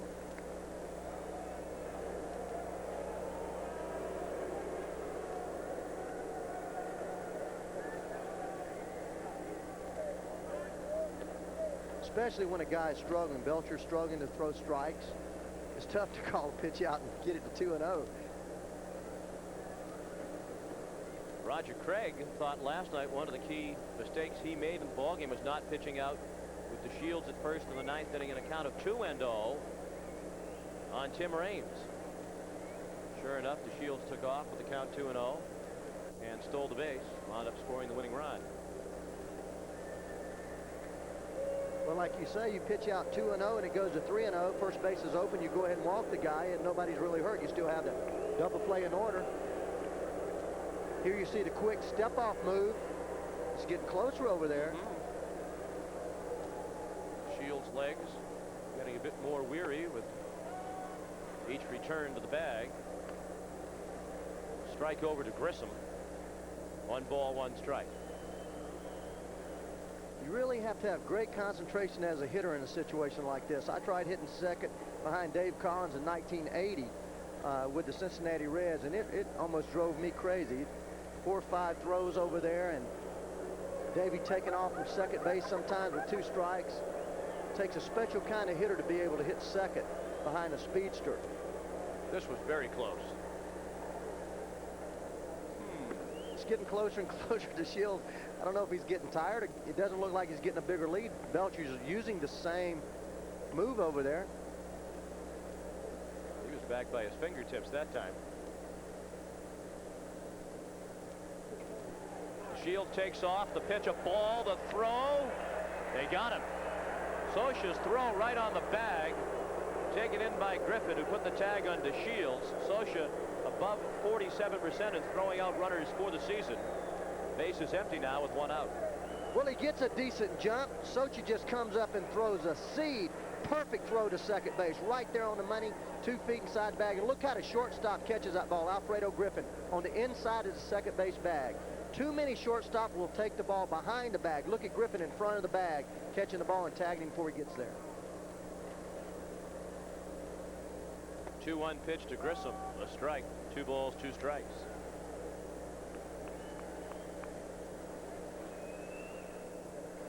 Shields out by a considerable margin, and perhaps all of that back and forth to the bag did wear him out a little bit. Bounced down past the bullpen, where for the last few moments Mike Hartley and Mike Munoz have been warming up.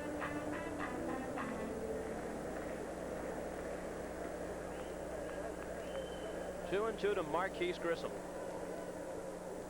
He's playing full-time in the major leagues now, and this just his 3rd season of professional ball. He goes to a full count.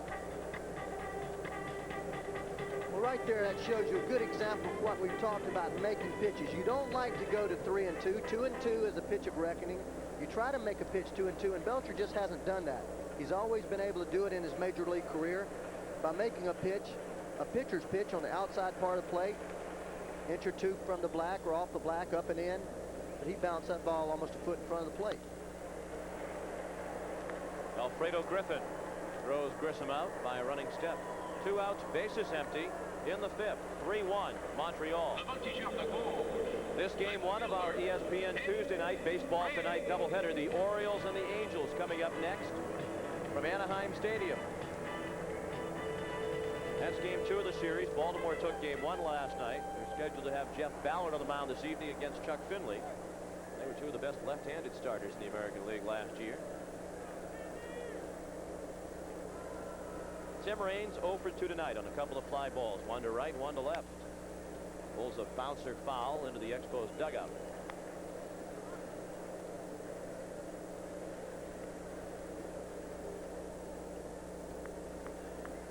Tim Raines, a 7-time All-Star in the National League.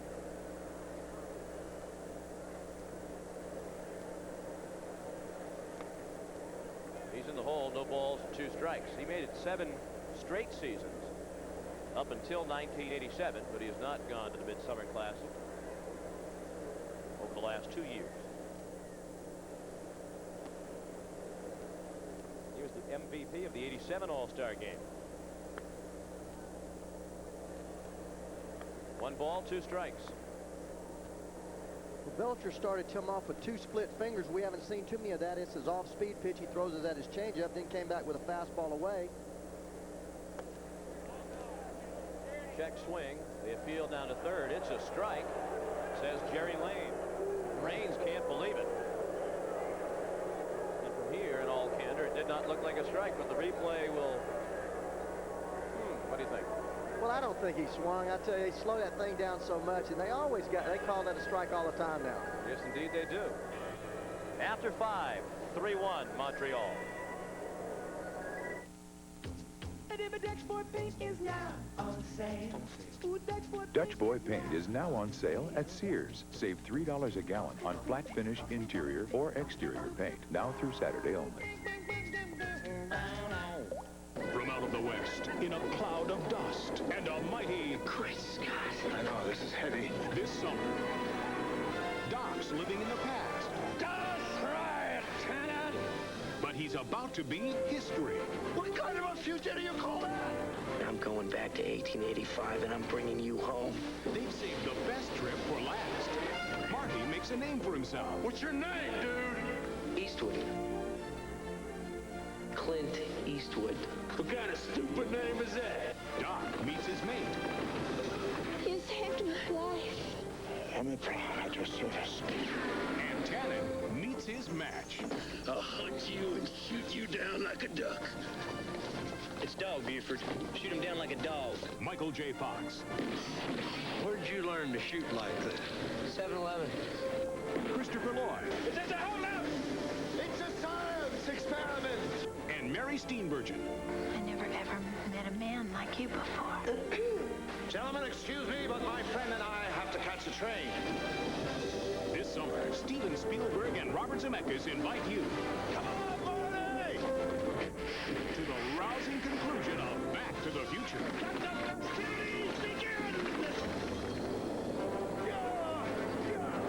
Back to the Future Part 3. Rated PG. Starts Friday, May 25th at theaters everywhere. Of all the vehicles you could have purchased 10 years ago, there is one that, had you given it normal maintenance, you could still trade in today for half the original sticker price, and even had something to mow the lawn with. The John Deere Lawn Tractor.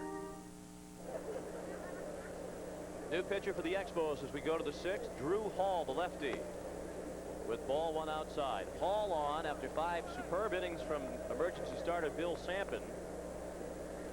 Those are the numbers for Drew Hall in his first season with the Expos. He's working to Willie Randolph. The count 1 ball and 1 strike. Well, Drew Hall, a big man, 6'5", 220 pounds. His fastball really runs away from a right-handed hitter. Quick slider and a straight change. Working to Willie Randolph, who's 0 for 2. He's bounced to short and popped to second. Breaking ball dropped over. A ball and 2 strikes. Hall acquired by the Expos right at the end of spring training on April 2nd in exchange for infielder Jeff Hewson, who's seen some time at shortstop for the Texas Rangers this year. Check swing. No swing, says Jerry Davis. I think the Expos thought turnabout might be fair play, but that didn't look like a swing either.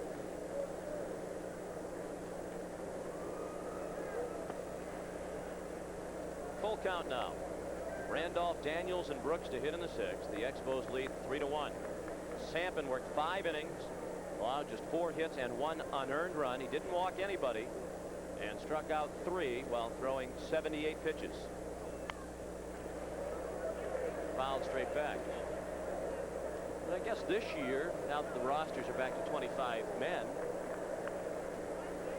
when you draft a player away from another organization and have to keep him on your roster for the entire season, you can say, well, it was 24 men last year. We have an extra player. Why not keep a Bill Sampson around all season long, no matter how well or poorly he does, unless you really had a need at another position? Well, what they do, as you see Willie Randolph walk there, what they do in a situation like that, I remember when John Wetman was drafted off the AAA roster of the Dodgers when I was with the Tigers in 1988. And they gave him every opportunity to make that ball club, but with the 24-man roster, they saw the great talent he had, but he pitched his way off the ball club, and they just couldn't keep him there, knowing that he was going to develop into a good pitcher, which he has begun to do. But in this situation, you're absolutely right. Sometimes teams will offer a player or some sort of incentive if they want to keep the player they've drafted away. Remember, the Blue Jays did that with Kelly Gruber. They drafted Kelly Gruber away from Cleveland. Didn't want to keep him on the major league team, but they also did not want to send him back to Cleveland. So they traded Gino Petralli over to the Cleveland Indians. On the ground, double play ball, and they turn it. Owen to DeShields to Galarraga. 6-4-3. Cal Daniels is now 0 for 3. 2 outs and the base is empty for Drew Hall in the 6th.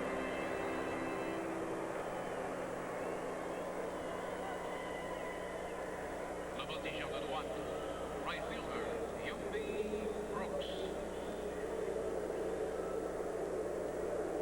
Drew Hall just jams him with a fastball inside. Once Spike Owen makes the play and DeShields gets the ball, it's all over.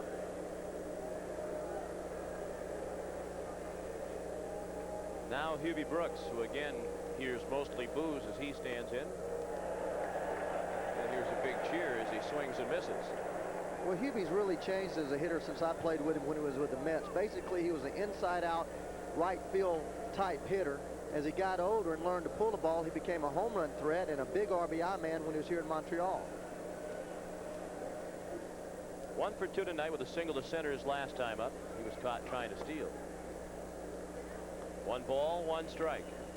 But you'll see him. He's the type of hitter that will adjust. You get him 0-2 or 1-2 as he did earlier when he fought that ball off the center field off of Sampson. He will adjust and oftentimes go to right field with 2 strikes.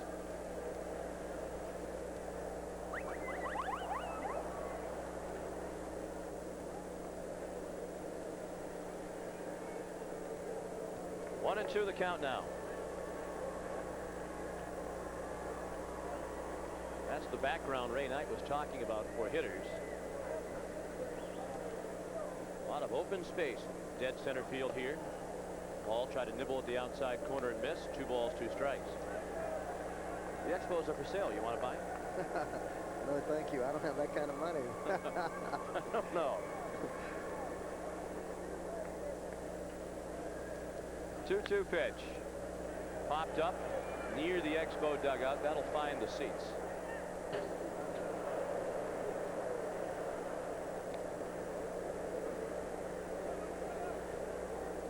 The Expo management has emphasized, including in an article in the Montreal paper today, that there isn't any danger of the Expos leaving Montreal with this impending sale, even though attendance under the rather ugly roof of the Olympic Stadium has not been very impressive. Popped up again, this one a little bit deeper into the seats. Still 2-2 with 2 outs and the base is empty in the 6th. 3-1 Montreal. Drew Hall started his career in the Chicago Cubs organization. He was part of that big trade that sent Rafael Palmeiro, Jamie Moyer to Texas.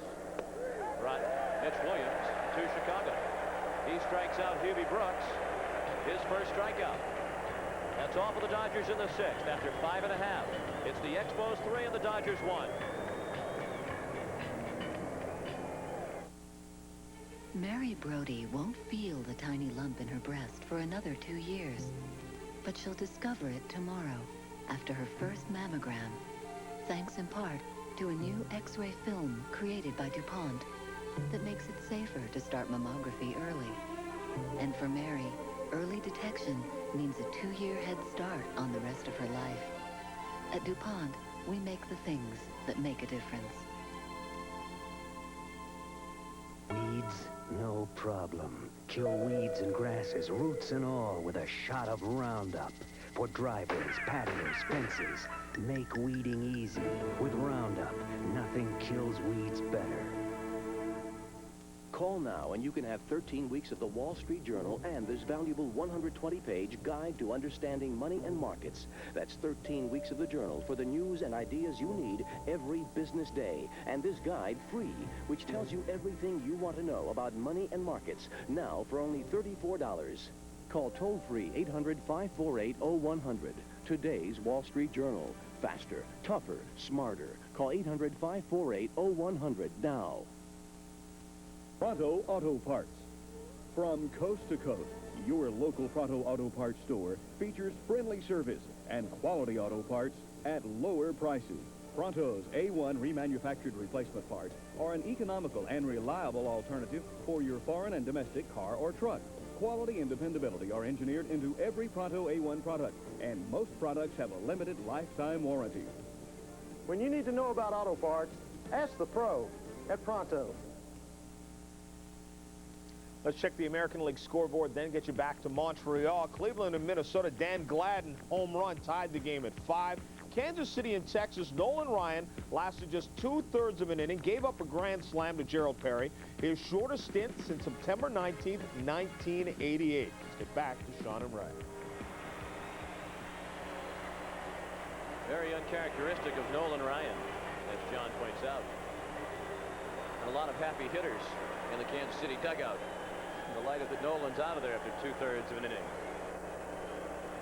Montreal fans making some noise here as we go to the bottom of the 6th. And Tim Belcher's first pitch outside to Andres Galarraga. If we get a shot of Andres here, watch how he stands up the plate. He got hit by 13 pitches last year. People like to pitch him inside. A lot like Tim Wallach. He likes the ball out over the plate. Hits a lot of balls to right center field and left center field. Now, he looks like he's pretty far back there, but he must lunge toward the plate, that would tell you. On the outside corner, 2-1. Well, the way to pitch both of these guys are breaking ball. Wallach and Galarraga's breaking balls on the outside part of the plate because they must really go into those pitches. So he has no chance to hit that ball. Now, if it's a fastball, he can fight that pitch off, but that breaking ball starting on the outside part and going away from him, unless he's trying to hit that ball down the right field line, he can't handle it. 3 balls and 1 strike. Wallach, the hero of the game to this point for Montreal, waits on deck. Galarraga swung at a pitch in the dirt. Andres fly to center in the first, single to center, and scored ahead of the second home run of the night by Wallach in the 4th inning. Just joining us, the Dodgers scored an unearned run in the 2nd as the result of a Delino DeShields error. Tim Wallach hit a solo home run and a 2-run homer. Griffin with the impossible play from the hold. He did well just to get to it. And Andres Galarraga now has 5 hits in his last 2 games, 2 for 3 tonight. And the leadoff man is aboard for Montreal for the 3rd straight inning. Alfredo makes a great play here. He just has no chance. The ball that deep in the hole, you might as well just eat the ball because you have no chance to throw the man out. When you're going away from the infield, catch the ball beyond that white semicircle out there. Might as well put it in your pocket. But again, Belcher, we didn't see the replay of the pitch, but Belcher tried to go away as Mike Fitzgerald set up outside. Excuse me, as Socha set up outside. He got the ball over the middle part of the plate. Big hand for Tim Wallach with his 2 home runs tonight. Belcher has had the lead runner reach base in every inning except the 3rd. He's been in and out of trouble all night long. And you could tell from really the 1st inning, he doesn't have his best stuff tonight. Not the best play made by Griffin in the hole. Now a chance at 3rd. Safe. Harris had the ball in time, but couldn't get the tag on Galarraga.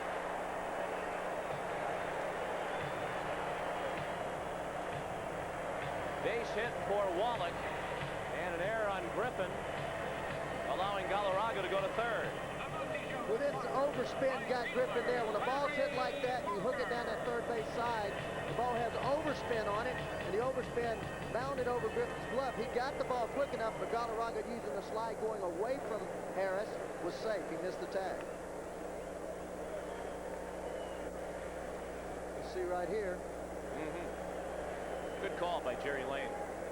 A lot of times when the ball's there that early, the umpire's temptation is to call him out. Ripped by Larry Walker, a base hit to the right. Galarraga trots to the plate to score. Walker trying for two, and he'll get there. Tim Wallach takes third on the play. 4-1 Montreal, a double for Larry Walker. 3 straight hits to start the inning, given up by Belcher. Tommy Lasorda has sent pitching coach Ron Karanowski to the mound. Again, Hartley and Munoz warm in the bullpen.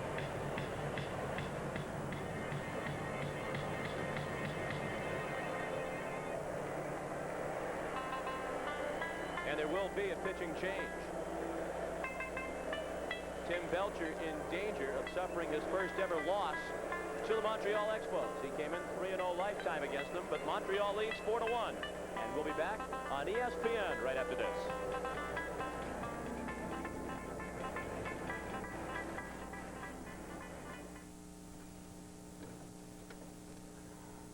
I never saw you hit so well. I'm here in 3, you're here in 1.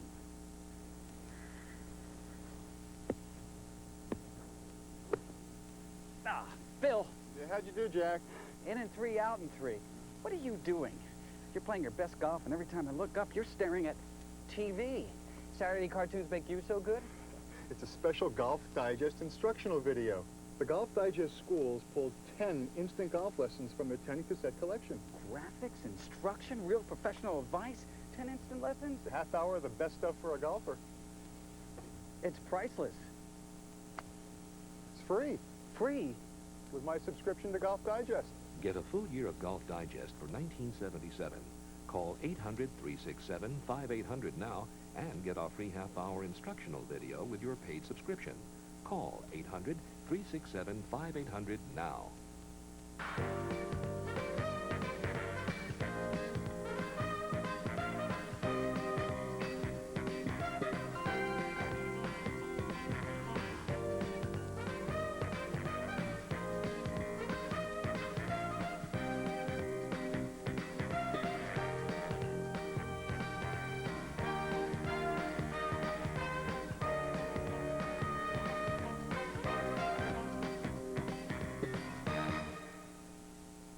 While they make the change in Montreal, let's check the scores around the rest of the National League. Andre Dawson winning the game in the bottom of the 11th. The Cubs beat the Braves. Kevin Mitchell has a home run. New York and San Francisco are tied. Mike LaValliere, a 3-run homer. Andy Van Slyke, a 2-run shot. Pittsburgh all over San Diego, and it's 1-0 in Houston. And here in Montreal, it's 4-1 Expos. And Mike Hartley, 28-year-old right-hander, is on in relief of Tim Belcher. Mike Hartley, fastball, average fastball, these spots, a little bit of in movement. Has a great split finger forkball, occasional slide, but basically a 2-pitch pitcher. And he's part of the bullpen that one Southern California newspaper man has dubbed Pandora's bullpen. 2 runners in scoring position, nobody out. Bottom of the 6th. Infield in with Mike Fitzgerald at the plate. And the first pitch taken for a ball. Fitzgerald has walked and doubled to right. If you're scoring, they've changed the scoring on the ball hit to Griffin by Wallach. No error for Griffin. It's a hit all the way for Wallach. The ball caromed off Griffin's glove, but he's not charged with an error as Galarraga took third. Outside, 2 balls and no strikes. See the defense there for the Dodgers. Infield in. Can't afford to let this run score.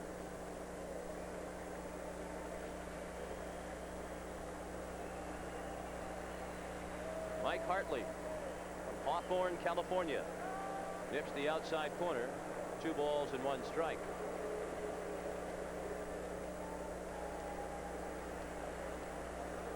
Ron Peronowski told me that last week Hartley came in and struck out 5 hitters in a row. He didn't recall the club that they were playing, but he struck out 5 straight guys. Well, something that memorable, you'd think he'd be able to remember the opposition. Big swing by Fitzgerald and a miss. 2 balls and 2 strikes. I told him, I said, Ronnie, it would help me if you tell me who, and he's like, I can't remember who. There's that split finger. See the late movement. And Mike Fitzgerald unwinding.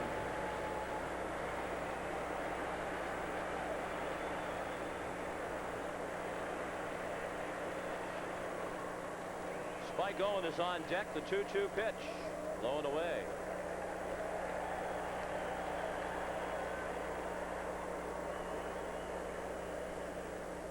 Now, what's the situation if you're the pitcher? You're working at the 7th hitter. You have Spike Owen on deck, but a walk loads the bases, creates a force at every base.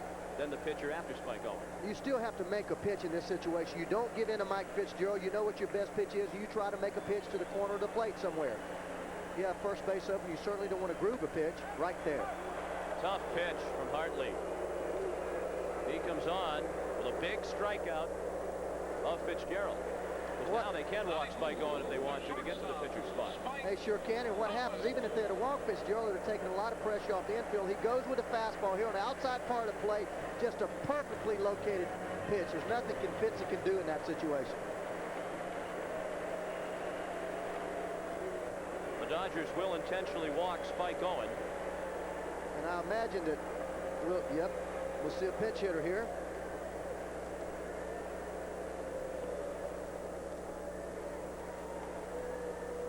Looked like Junior Naboa had moved into the on-deck circle. Munoz, the lefty, still throwing, and he's been joined by Tim Cruz. That's ball 4.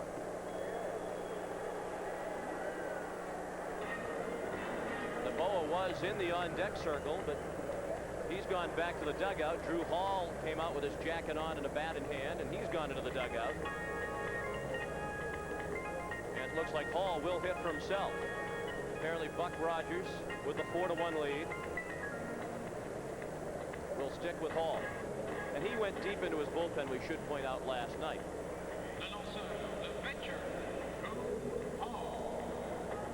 He sure did. Sort of looking on as Tom Runnels, the third base coach, is summoned by Drew Hall. Well, this is a situation where, as a manager, you make up in your mind, do you think that Drew Hall is a pitcher that can finish this ball game, or at least get you to Burke, who's their closer? They have a 3-run lead. As you said, they went deep in their pitching staff last night. Burke was roughed up last night. But I guarantee in a situation like this, if he had somebody strong in that bullpen, he'd pinch hit here and try to break this game wide open. This is the kind of thing that pinch hitters dream for. Bases loaded, 1 out. By the way, the intentional walk to Spike Owen is nothing new. He was second in the National League last year with 25 intentional walks. Only one behind league MVP Kevin Mitchell. Still Munoz and Cruz in the bullpen. And this is unusual. They'll make the pitching change to pitch to the pitcher, as the lefty Mike Munoz has been summoned. Bases loaded with 1 out for Montreal in the bottom of the 6th inning. Buck Rogers and the Expos lead 4-1, and we'll be right back.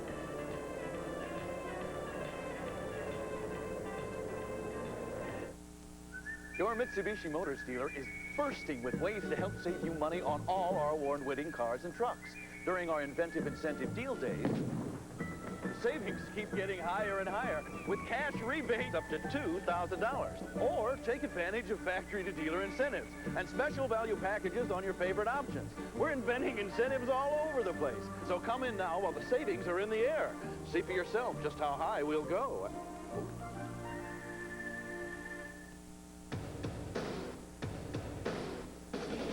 Nothing beats the USA. Nothing beats what we've got here. Nothing beats clean, crisp, cold. Nothing beats the king of beer.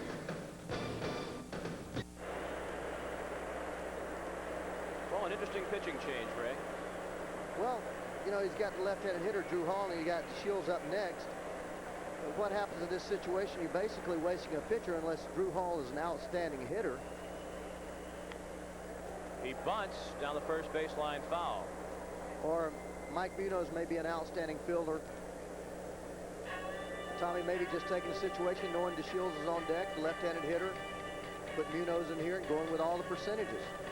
Well, he probably figures that Hall's going to bunt so that he would have a tough time turning a double play. Well, I don't understand with the lefty that either. Munoz out there. Why is he going to bunt with the bases loaded? I mean, that's the thing that I mean, he's trying to squeeze. Well, to avoid the double play might be one reason, and hope that it's a good enough bunt that they can score. In that case, pinch hit for him. Well, they're ahead 4-1. That's the point that I made about blowing the game open. If you just putting him up there to make an out, don't put him up there. Tom Runnels with the signs.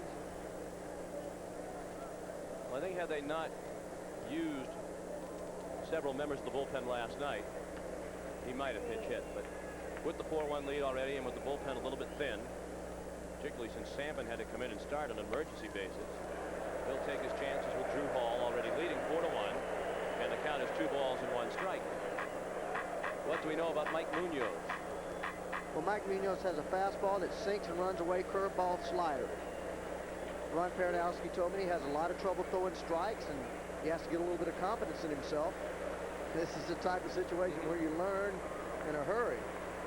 Well, that makes the pitching change a bit more strange, too. You're bringing in somebody who admittedly has a tough time throwing strikes. With the bases loaded, he has to throw a strike. Squeeze was on, and they executed. Hall bunted the ball over Munoz's head. He is out at first base on a great stretch by Willie Randolph. But Drew Hall gets the job done. And it's 5-1 Expos. Nice play by Randolph. That could have been a disaster for the Dodgers if that throw scooted by him. Just a situation where Buck Rogers knew what he was doing all the way, got the count to 2-1, squeeze, hit a bullet. He hit a bullet, bunting the bullet back over that mound. See, that's what happens when you know your personnel. Here you go, Alfredo Griffin making a great play. As Willie Randolph makes a good play on the other end, picking that ball. That's what happens when you know your personnel. Obviously, Buck Rogers knowing Drew Hall's a good bunter. Or a lucky one. Well, you call it, partner. Delino DeShields. I like the move because he's ahead 4-1 already, and his bullpen is thin. DeShields tonight, 1 for 2, singled and walked. He's also grounded to second. He's stolen the base and been caught trying to steal. And he has a chance to put some space between these two clubs. Already 4 runs between the Dodgers and Expos. Montreal leads 5-1 as Wallach scored on the bunt by Hall. Runners at second and third now with 2 outs. DeShields in the hole, 0-2. That run, by the way, charged to Belcher.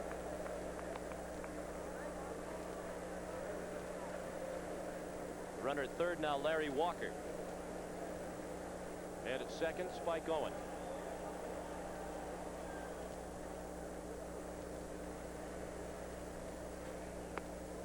Breaking ball high, 2-2.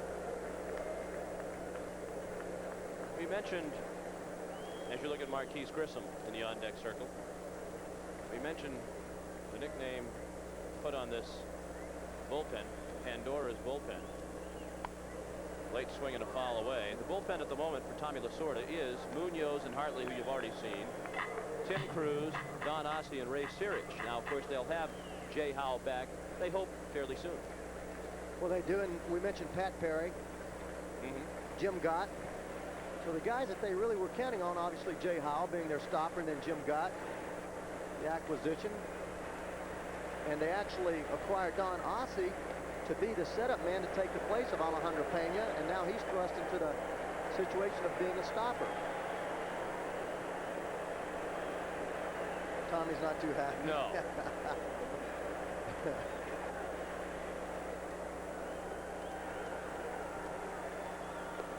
Strike 3. DeShields out ahead of the breaking ball, but in the 6th inning, the Expos sent 7 men to the plate and scored 2 runs. And after 6, the Expos have a 5-1 lead.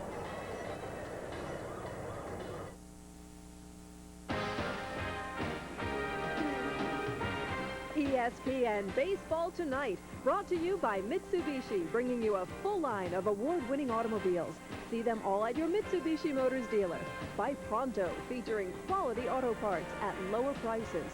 By Bud Light, everything else is just a light. And by the Sporting News, America's sports authority. This is the first game of a three-game series between these two teams. They'll play here tomorrow night. Fernando Valenzuela against Kevin Gross. Then on Thursday, what the Expos Public Relations Department has built, the revival of the two Martinez business luncheon, as Ramon Martinez will take on Dennis Martinez. Mike Scioscia against Drew Hall as we go to the 7th with Montreal leading 5-1. A ball to Scioscia, who singled and scored the only run of the ball game for Los Angeles in the 2nd, and he popped to 3rd in the 4th. Right down the middle is Hall. Scioscia, Harris, and Traxler, the scheduled 3.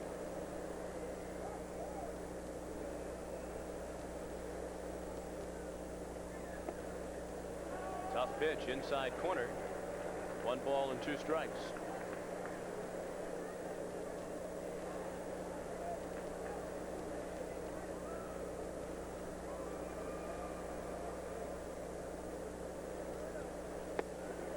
Inside from Hall, the product of Moorhead State in Kentucky, where he was an All-American.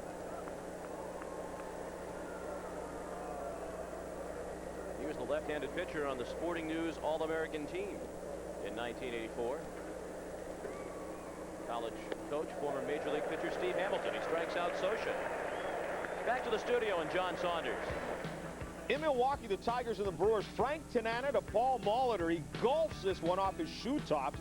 It's a solo home run that made it 3-1 for Milwaukee. But Rob Deere has added a 3-run shot. It's now 6-1 in the 3rd. Back to Sean and Ray. Here in Montreal, John, the pinch hitter for Lenny Harris. With the lefty Hall on the mound, Mike Sharperson will bat, and Mickey Hatcher has moved into the on-deck circle. He'll likely bat for Traxton. Strike on the outside corner to Sharperson. He's hitting .300 this year. Been to the plate 40 times with 12 hits for Tom Lasorda. Sharperson's driven in 3 runs. He's quickly in the hole, no balls and 2 strikes. As a pinch hitter, Mike's 1 for 4. Mike Sharperson was one of those guys that obviously had outstanding tools. He was drafted 4 times in '79 by the Pirates, 80 by the Expos, and 81 by the Tigers. Finally signed with the Blue Jays in 1981 in the secondary phase. Inside a ball. 1 ball and 2 strikes.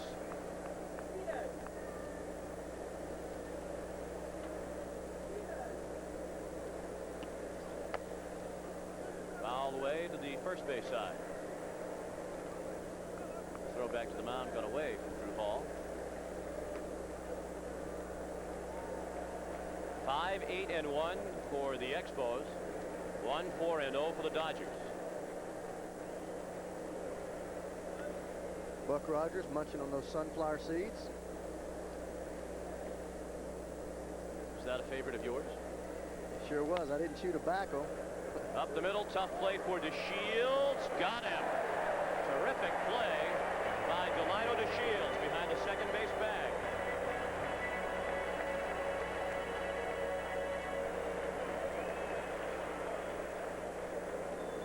Now with 2 outs and the bases empty, Lasorda has called Hatcher back and John Shelby will hit. Buck Rogers talked about Delino DeShields' great athletic ability, and you see some of it exhibited right there.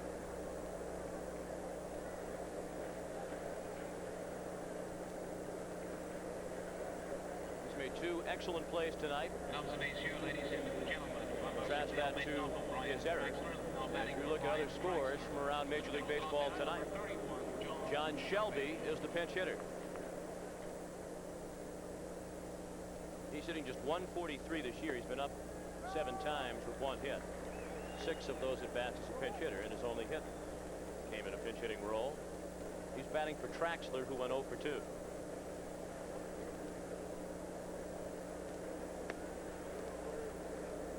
One ball and 1 strike.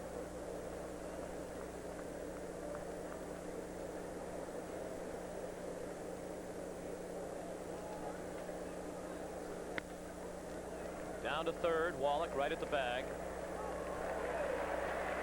And Buck Rogers' decision to leave Drew Hall in pays dividends. He retires the side in order. 7th inning stretch, 5-1 Expos. Crowd of 12,599 about to settle back into their seats after the stretch. Mike Sharperson stays in the game. He's at third. Mickey Hatcher enters the game. He's at first. He'll bat on the pitcher's spot, the number 9 spot in the order, because the Dodgers have gone back to the bullpen for their 4th pitcher of the night, Tim Cruz.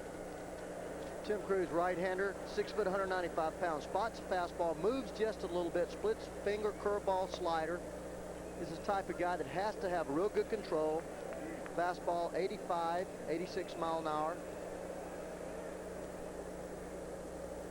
He follows Belcher, Hartley, and Munoz. And he's working to Marquise Grissom, the leadoff hitter in the 7th.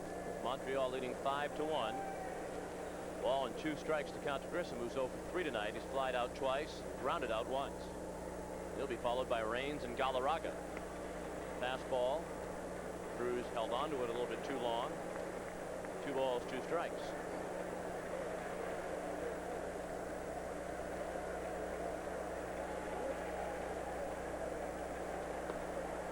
Check swing at a breaking ball low and away. Strike 3. Says Jerry Davis down at first. I tell you what, these guys can't even operate the ball anymore. Breaking ball down and away. And what you're supposed to do is break the plane, which is in front of the front. Your bat is supposed to cross the front of the plate. But they always told me when I asked an umpire, if your bat had actually turned over, they called it. Yeah, that didn't look like a swing really either. As you look at other scores, Tim Raines steps in against Tim Cruz.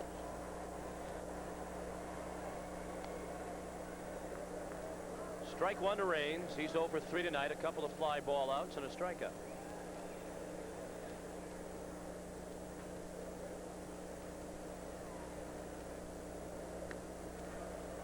One ball, 1 strike. You know, that's a helpless feeling, Sean, when you check swing like that. When your mind, you know, or you felt that you held up, you look down there, you're totally dependent upon the umpire to say, hey, no, he didn't go. And when he says you did, you just have a almost like ice water going through your veins. It's just a terrible feeling. 2 balls and 1 strike. With 1 out, the base is empty in the 7th. 5-1 Montreal. Then you come back to the dugout and you ask 10 guys and 5 of them say, no, you didn't go. And the other 5 said, yeah, you did.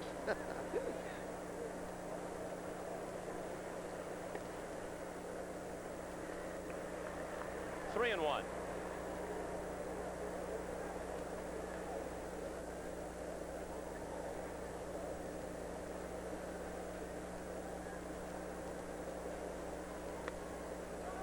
Fastball caught the corner. Raines turned toward first, but there was little doubt that that was a strike.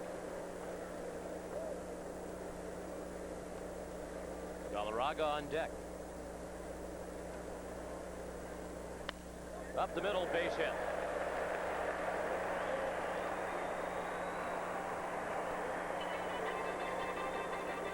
Raines now 1 for 4.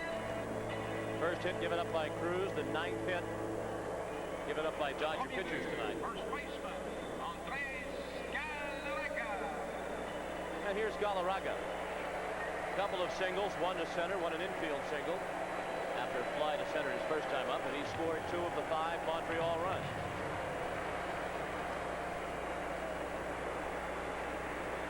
He and Wallach have done all the damage tonight. Galarraga scored 2 times, Wallach 3 times. And between the 2 of them, they have 5 of the 9 Montreal hits. Ball 1 missed low, Jim Cruz.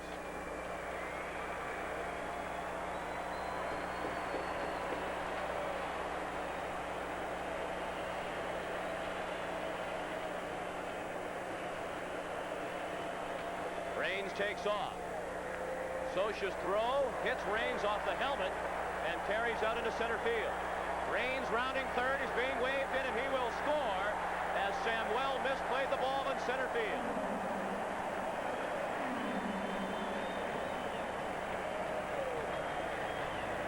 6-1 Montreal as Raines scores all the way from first on the steal.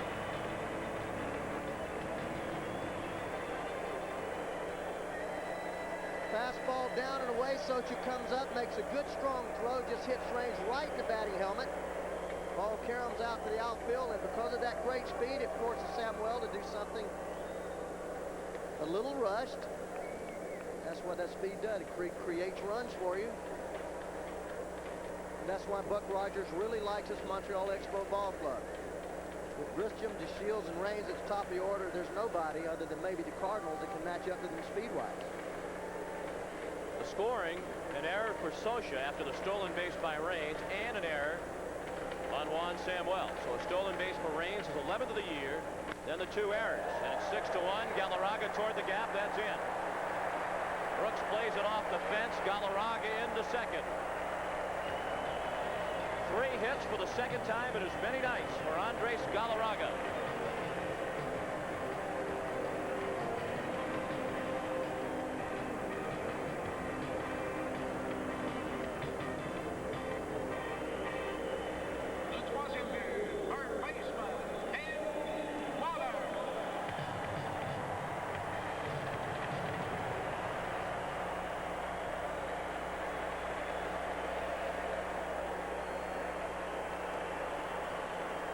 Crowd really didn't need to be motivated to cheer for Tim Wallach. He's 3 for 3 tonight with 2 home runs and a single. He scored 3 and driven in 3. And he looked at strike 1 from Tim Cruz. Wallach a solo homer in the second, a 2-run homer in the fourth, an infield single in the sixth. Now he's trying to drive in his 4th run with Galarraga in scoring position. Looped foul into the seats in right field. Expos up to 10 hits. Dodgers have but 4.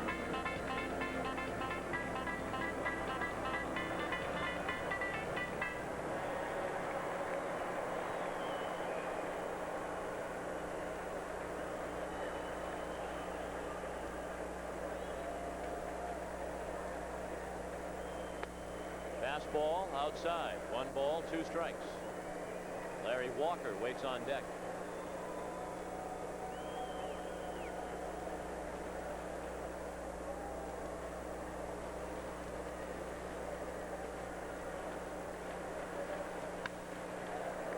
Just foul past first.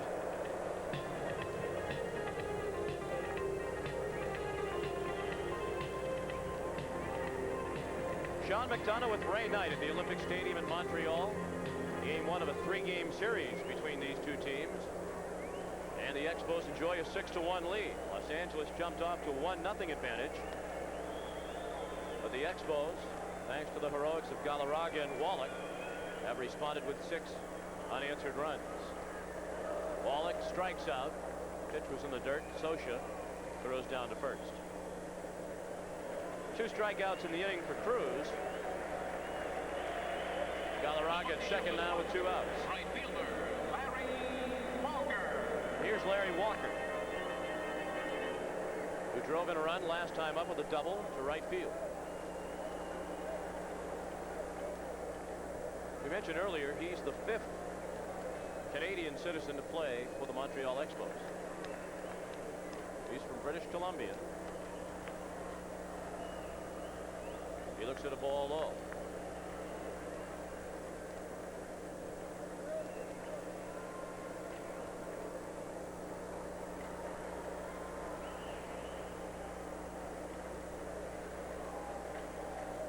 Ray, I'm sure you well remember the wild game these two teams played here last year on August 23rd, the longest game in Expos history, a 22-inning marathon. One of the most bizarre plays in that game, probably the most bizarre play, was Larry Walker seemingly scoring the winning run in the 16th inning when he tagged up and came home from third. But the Dodgers appealed that he left early. They won the appeals. The game continued on to the 22nd inning. Walker high in the air and deep to right center field. Brooks and Samuel to the wall, and Samuel can't make the play. Galarraga scores. Walker is into third, and he'll be stopped there. 7-1 Montreal.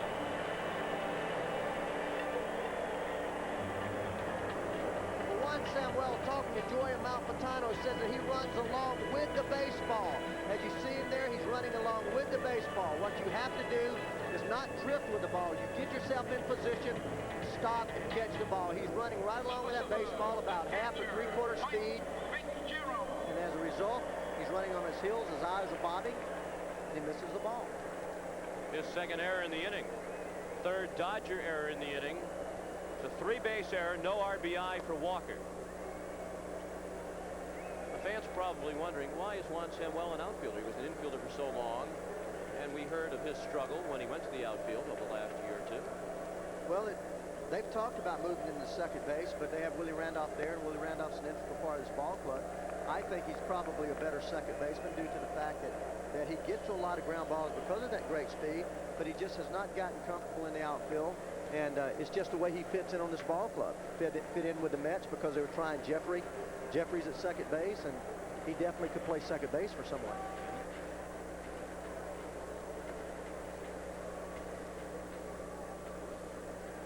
To take that thought a little farther, talking to Amalfitano, he said, playing the infield for all those years, you're taught never to take your eye off the ball and to stay right with the ball.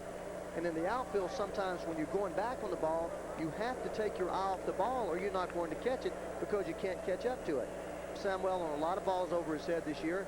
He's afraid to take his eye off the ball, and as a result, he doesn't get the balls, and they've been really working with him to just go ahead and try to find the spot that he thinks he's going to intersect with the ball and run to that spot and catch it. And Joey said that he's made a lot of progress, but right there you saw that he kind of drifted with that fly ball. Mike Fitzgerald at the plate. If you look at Eddie Murray, who, if you're just tuning in, is not in the lineup tonight when he was hit by a bouncer in the batting cage during batting practice. Hit a ball that bounced down, bounced up and hit him in the face. They don't think it's anything serious, but he was held out of tonight's game. Walk to Fitzgerald is the first walk thrown by Cruz. Runners at the corners now with 2 outs in the bottom of the 7th. 7-1 Expos.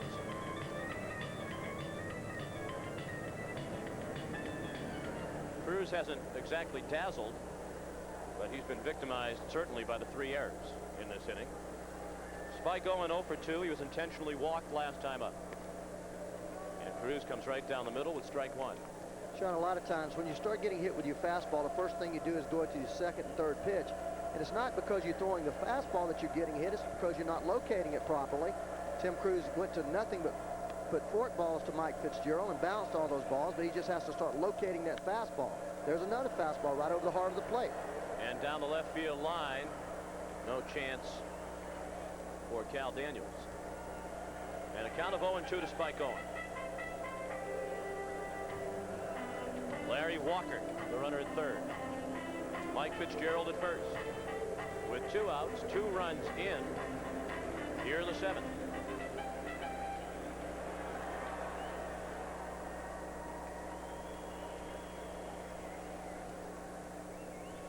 Fork ball again. And Owen grounds it up the middle. Randolph goes the short way to Griffin for the force play that ends the inning. But in the 7th, the Expos capitalize on 3 Dodger errors. It's 7-1 Montreal.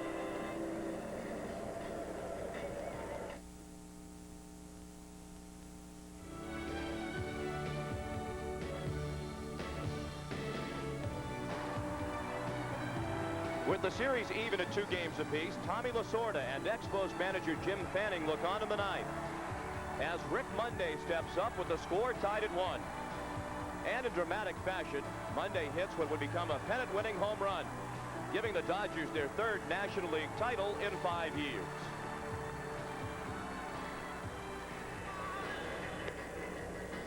And, of course, they went on to win the World Series. Not the same kind of happy night on this night for the Dodgers and their fans as we go to the 8th at 7-1 Montreal. And Alfredo Griffin will lead off. Mickey Hatcher scheduled to follow, and on the top of the order, Juan Samuel. Griffin has half of the Los Angeles hits. 2 for 4 with 2 singles. 1 to right and 1 to left. Drew Hall, who's pitched 2 innings of hitless relief, facing the minimum 6 men, is tying inside with ball 1. 2-0.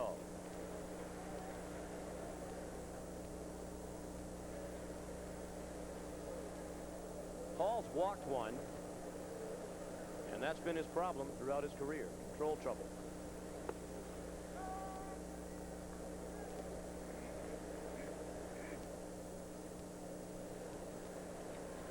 Two balls and 1 strike.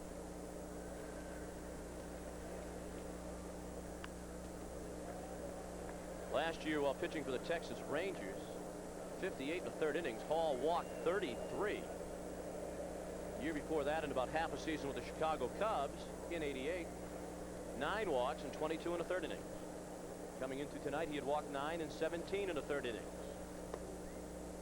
And he goes full with Alfredo Griffin. And that's one thing that I don't like to see. He has that big 6-run lead, 2-2. He went with a breaking ball. 6 runs ahead.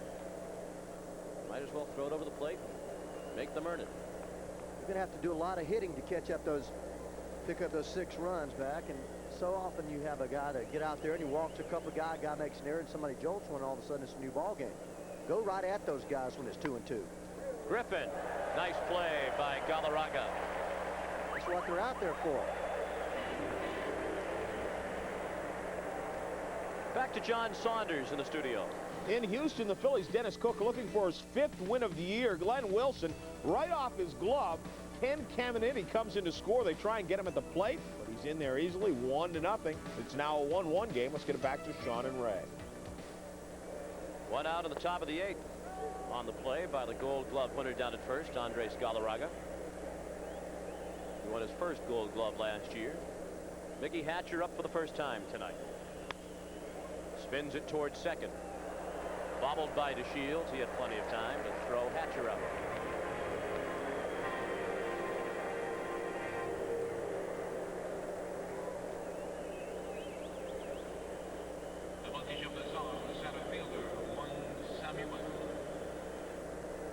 Now Juan Samuel at the plate. 0 for 3 tonight. Been a tough night. 2 errors in the field, 0 for 3 at the plate with 2 strikeouts. Ball 1, low and inside.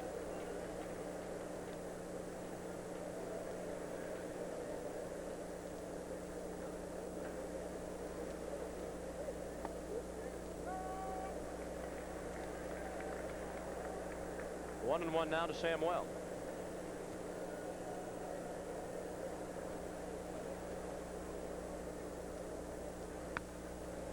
Pulled foul past Joey Malfitano. Well, one, watching him this ballgame, watching him even in BP tonight, he's just a little in between. He's late on the fastball, a little early on the breaking ball. When you start to stroll a little bit, those wheels start turning up there. Instead of doing things naturally and reacting to the pitch, you start thinking, and you take a lot of pitches right down the middle, like that pitch right there, because your wheels are spinning and you're just not reacting. Hitting is a reaction. You can think up there, but you prepare what the pitcher may throw, but you react to what he throws.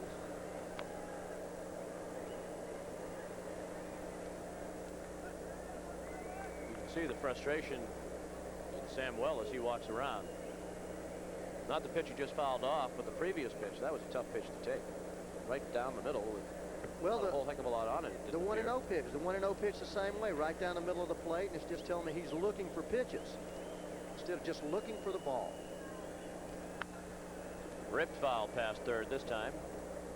Hey, one thing, they can field up here. The ball persons and the fans. We've seen some nice plays. Tommy Lasorda might go looking for some recruits. The way his team has fared in the field tonight.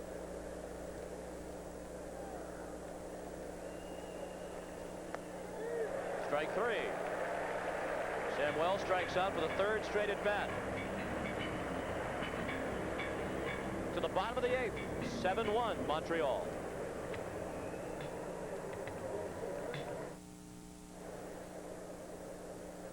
Sean McDonough with Ray Knight back at the Olympic Stadium in Montreal. Tim Cruz about to begin his second inning of relief. With a ball to Drew Hall. Hall's been to the plate once tonight. He laid down the bunt with the bases loaded. That scored a run. Drove in the second run of the 2-run 6th inning. 1 ball and 1 strike now to Drew Hall.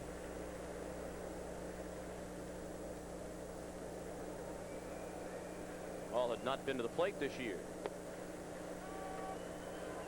Before that bunt. He's behind 1-2.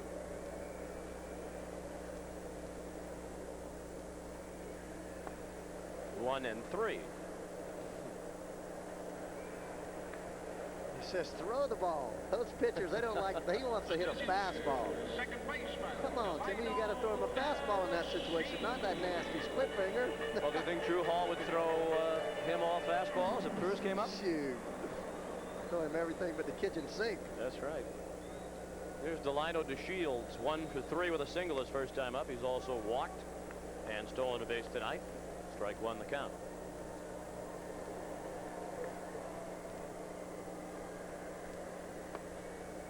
Strike 2.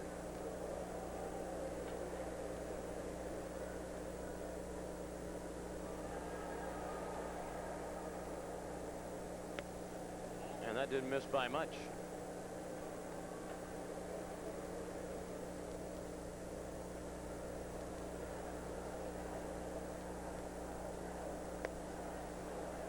That's low for a count of 2 balls and 2 strikes. Marquise Grissom will face Tim Cruz next.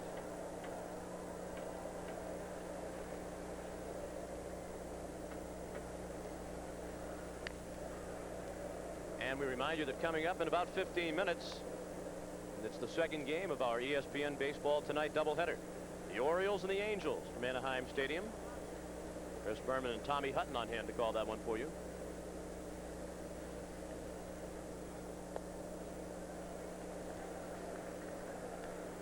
That was our early game on Tuesday night last week.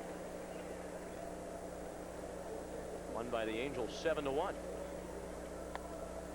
We might have to play 7-1 in the lottery, as that's our score here tonight as well. Shields walks for the second time. The voltigeur de centre, the center fielder, Marquise Grissom. Well, does he run ahead by 6? I don't think so. When I started broadcasting college baseball, those guys were running when they were down 11 and 12 runs. So, how about ahead 11 and 12 runs? Ahead 11 and 12 runs. Oh, that's what I meant to say, Sean. Oh. That's not very nice. No, it's not.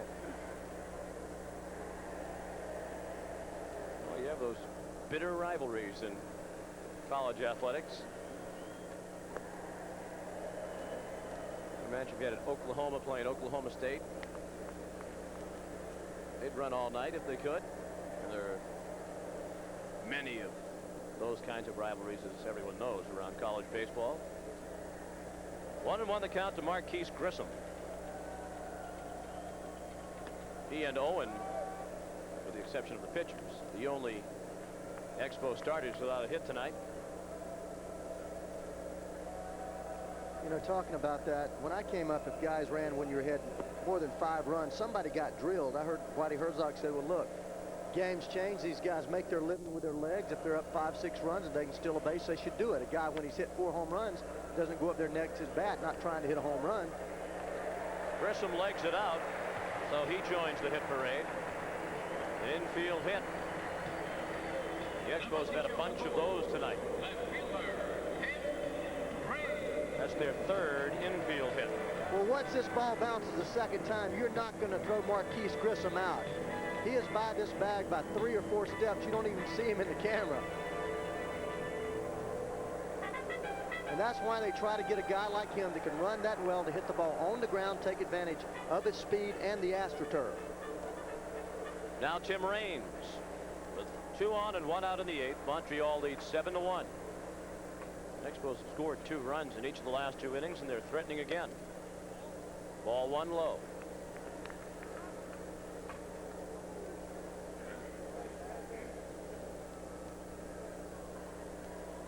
Raines singled. Stole second and scored on the 2 errors last inning when the throw hit him in the head. Socha charged with an error, and Raines came around to score when Sam Well kicked the ball around in center field. Sean, you mentioned earlier that this was a team supposedly of the 80s. The only guy in this lineup that has any age to him, he's only 30, is Tim Raines. You look at all these guys out here, they're an outstanding young ball club right now. If they can get some pitching, they're going to be tough. Into the seats for a count of 2 balls and 1 strike.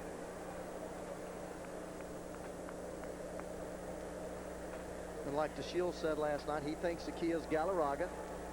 And Galarraga driving in those runs in those seasons 90, 92, and then 85 last year. With these rabbits out there, he should drive in 100 runs with any kind of productive year.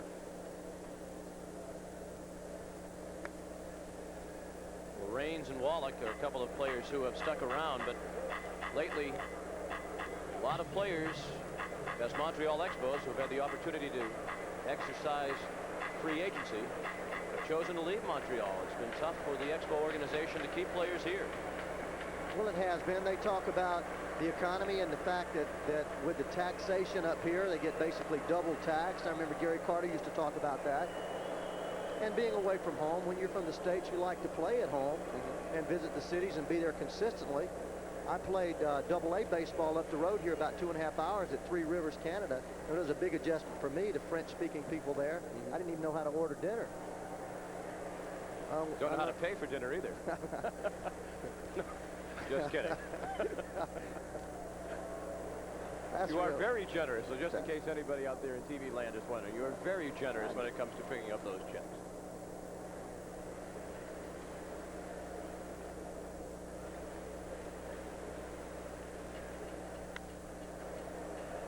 Into the seats.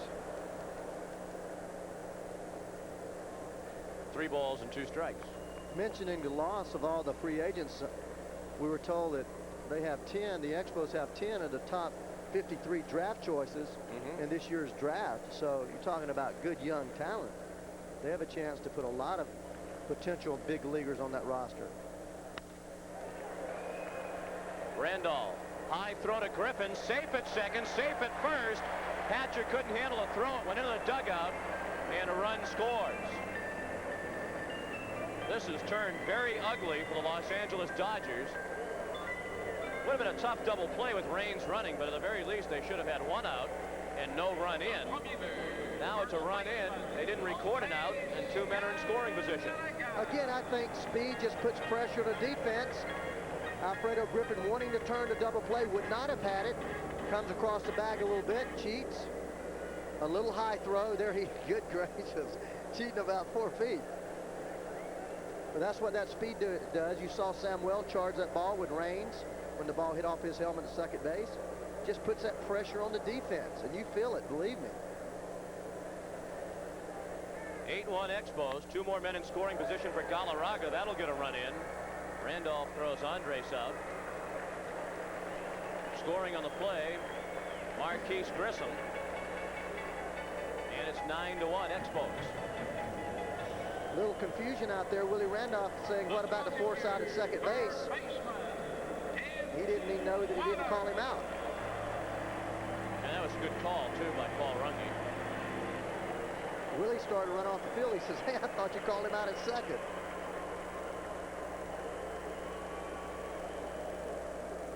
Well, they've charged 2 more errors on that last play. I'd imagine one would go to Randolph for the high throw. And then the second one would go to either Hatcher or Griffin.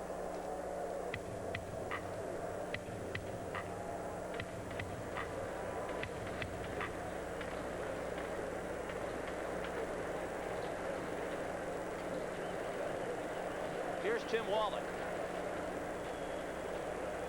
with Raines at third and 2 outs.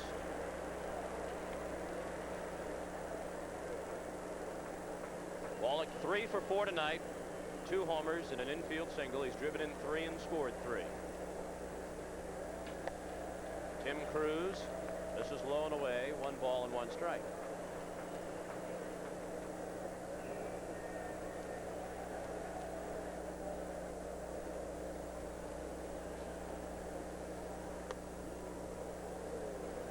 The errors were to Randolph and Griffin. Both runs in this inning unearned. 2 errors on the play. No RBI for Tim Raines. Sharperson on the money, and that's all. But for the 3rd straight inning and for the 4th time in the last 5 innings, the Expos score 2 runs. And we go to the 9th with Montreal leading 9-1.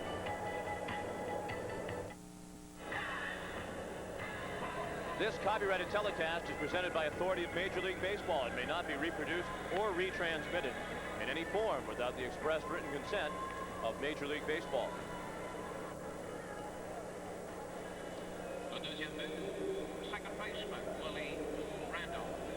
As far as the Dodgers are concerned, we move mercifully to the 9th inning. 5 errors tonight, all of them over the last 2 innings by the Dodgers. And it's 9-1 Montreal. Willie Randolph leads off. 0 for 2 with a walk is Willie tonight. He went 0 for 2 against Sampson, walked against Hall. Eddie Murray apparently feeling no ill effects from getting hit in the face with that chopper in the batting cage. He'll come up to pinch hit for Cal Daniels as Randolph looks at ball 1.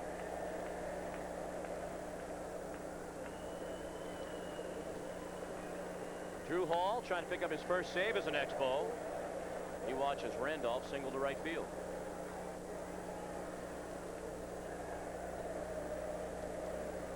That's the first hit given up by Drew Hall, who's worked 3 innings of relief. And here comes Eddie Murray batting for Cal Daniels. Murray at 286 for the year. 4 homers, 14 RBI. This is his first at bat as a pinch hitter. One of the most productive switch hitters of all time. This year he's batting 282 from the right with 1 homer and 288 from the left with 3 homers. Batting from the right against the lefty Hall. And Hall misses high and away, ball 1. And it really surprises you to see, or it basically shocks you to see Eddie Murray out of the lineup. He always plays every day. He's averaged 157 games a year during his career. Last year he played 160. Played 161 in 88 and 160 in 87. So he's missed 2 games over the last 3 seasons. And he was in the original starting lineup. Then was hit by the ball that bounced up, and you can see it around his right eye. A little bit of a lump on the top of his right cheekbone.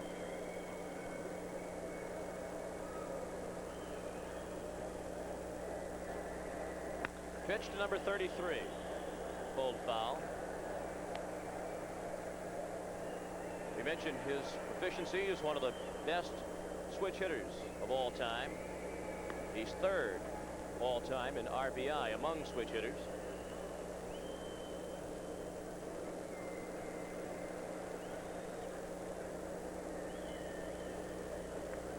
And he's in the hole, a ball and 2 strikes.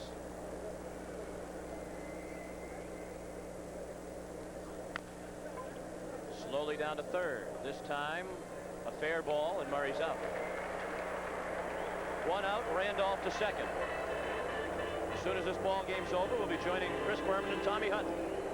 Game 2 of our Baseball Tonight doubleheader, the Orioles and the California Angels. Former Oriole Eddie Murray on his way back to the dugout. Rick Dempsey has moved into the on-deck circle. The bat from Mike Scioscia. Hubie Brooks will hit for himself. He's 1 for 3 with a single.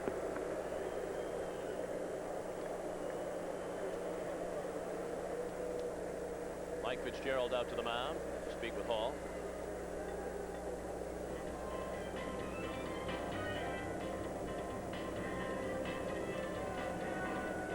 Hall has just 2 major league saves, both with the Chicago Cubs. This would be his first as an Expo. Trying to save Bill Sampson's first major league win. He earned it with 5 excellent innings. Brooks with a fly down the line in shallow right. Walker with the catch. Down by 8. Randolph certainly was not going to tag and head for 3rd. Expos 1 out away from their 3rd straight win. They lead 9-1. And Here's the offensive hero of the night, Tim Wallach. His 2 homers, 3 hits in all, scored 3 and drove in 3. Here's number 17, Rick Dempsey. Been up 6 times with 3 hits. I've wondered this all night. He's number 17. Is that 19 Canadian? That's about what the exchange rate would be, I guess. So I guess Buck Rogers would be 85 cents or something like that, right? I think Buck's number 37. But get it, Buck Rogers? Oh, Buck Rogers. See, I thought you thought he was number 1. Oh, come on. I'm sorry. I am very slow. It's been a long game. 9-1. We're approaching the 3-hour mark.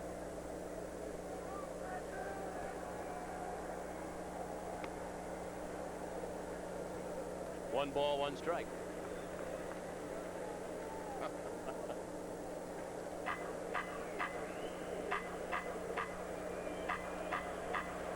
Two outs, a runner at second. Top of the ninth, 9-1 Expos.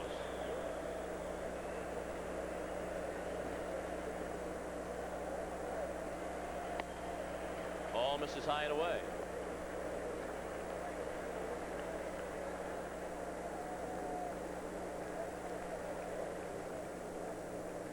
Expos aren't used to this comfortable lead. They've played 26 games this year coming into tonight. 18 of those decided by 2 runs or less. Check swing. You knew that had to be a strike. The way things have gone tonight.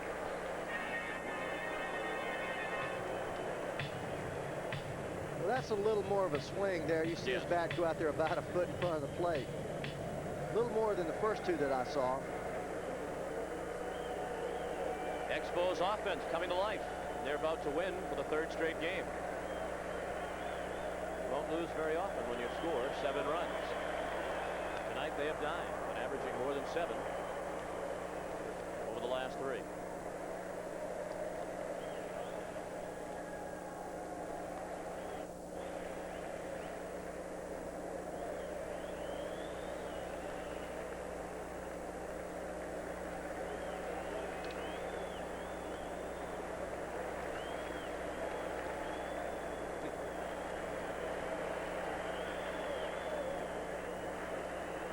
Ashamed of myself for not picking up on that Buck Rogers. I am very too. fine. I thought you were quick. Yeah. He always wears that jacket. I don't even know what number he is.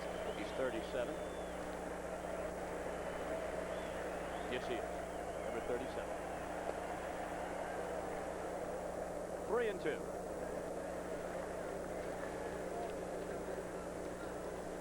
Mike Sharperson waiting on deck.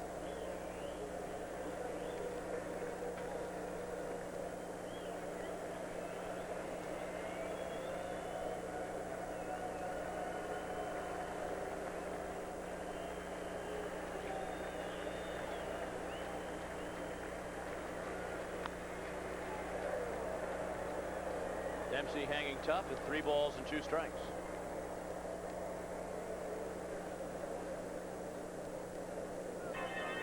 With this win, Montreal goes to 15-12. With the loss, the Dodgers will go to 14-13.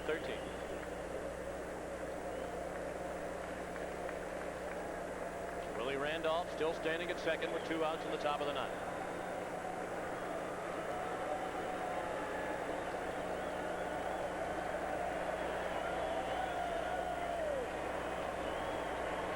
And again, the 3-2 pitch.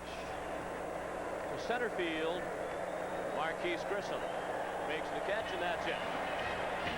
Tim Wallach, the hero, as the Expos beat the Los Angeles Dodgers 9-1.